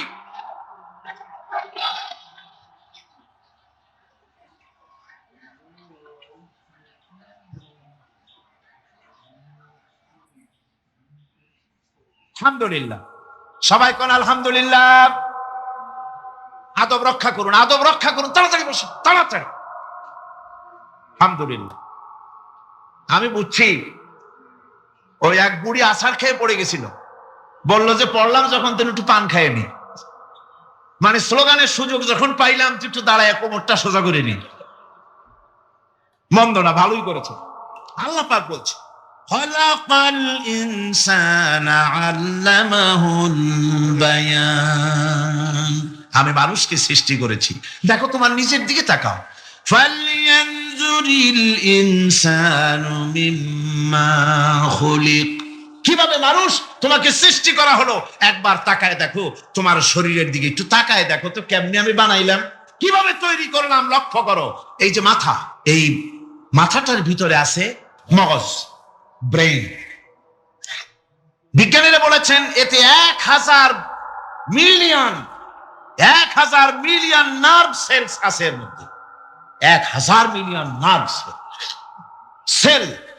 সেল হচ্ছে CELL, সেল। সেল মানে কোষ।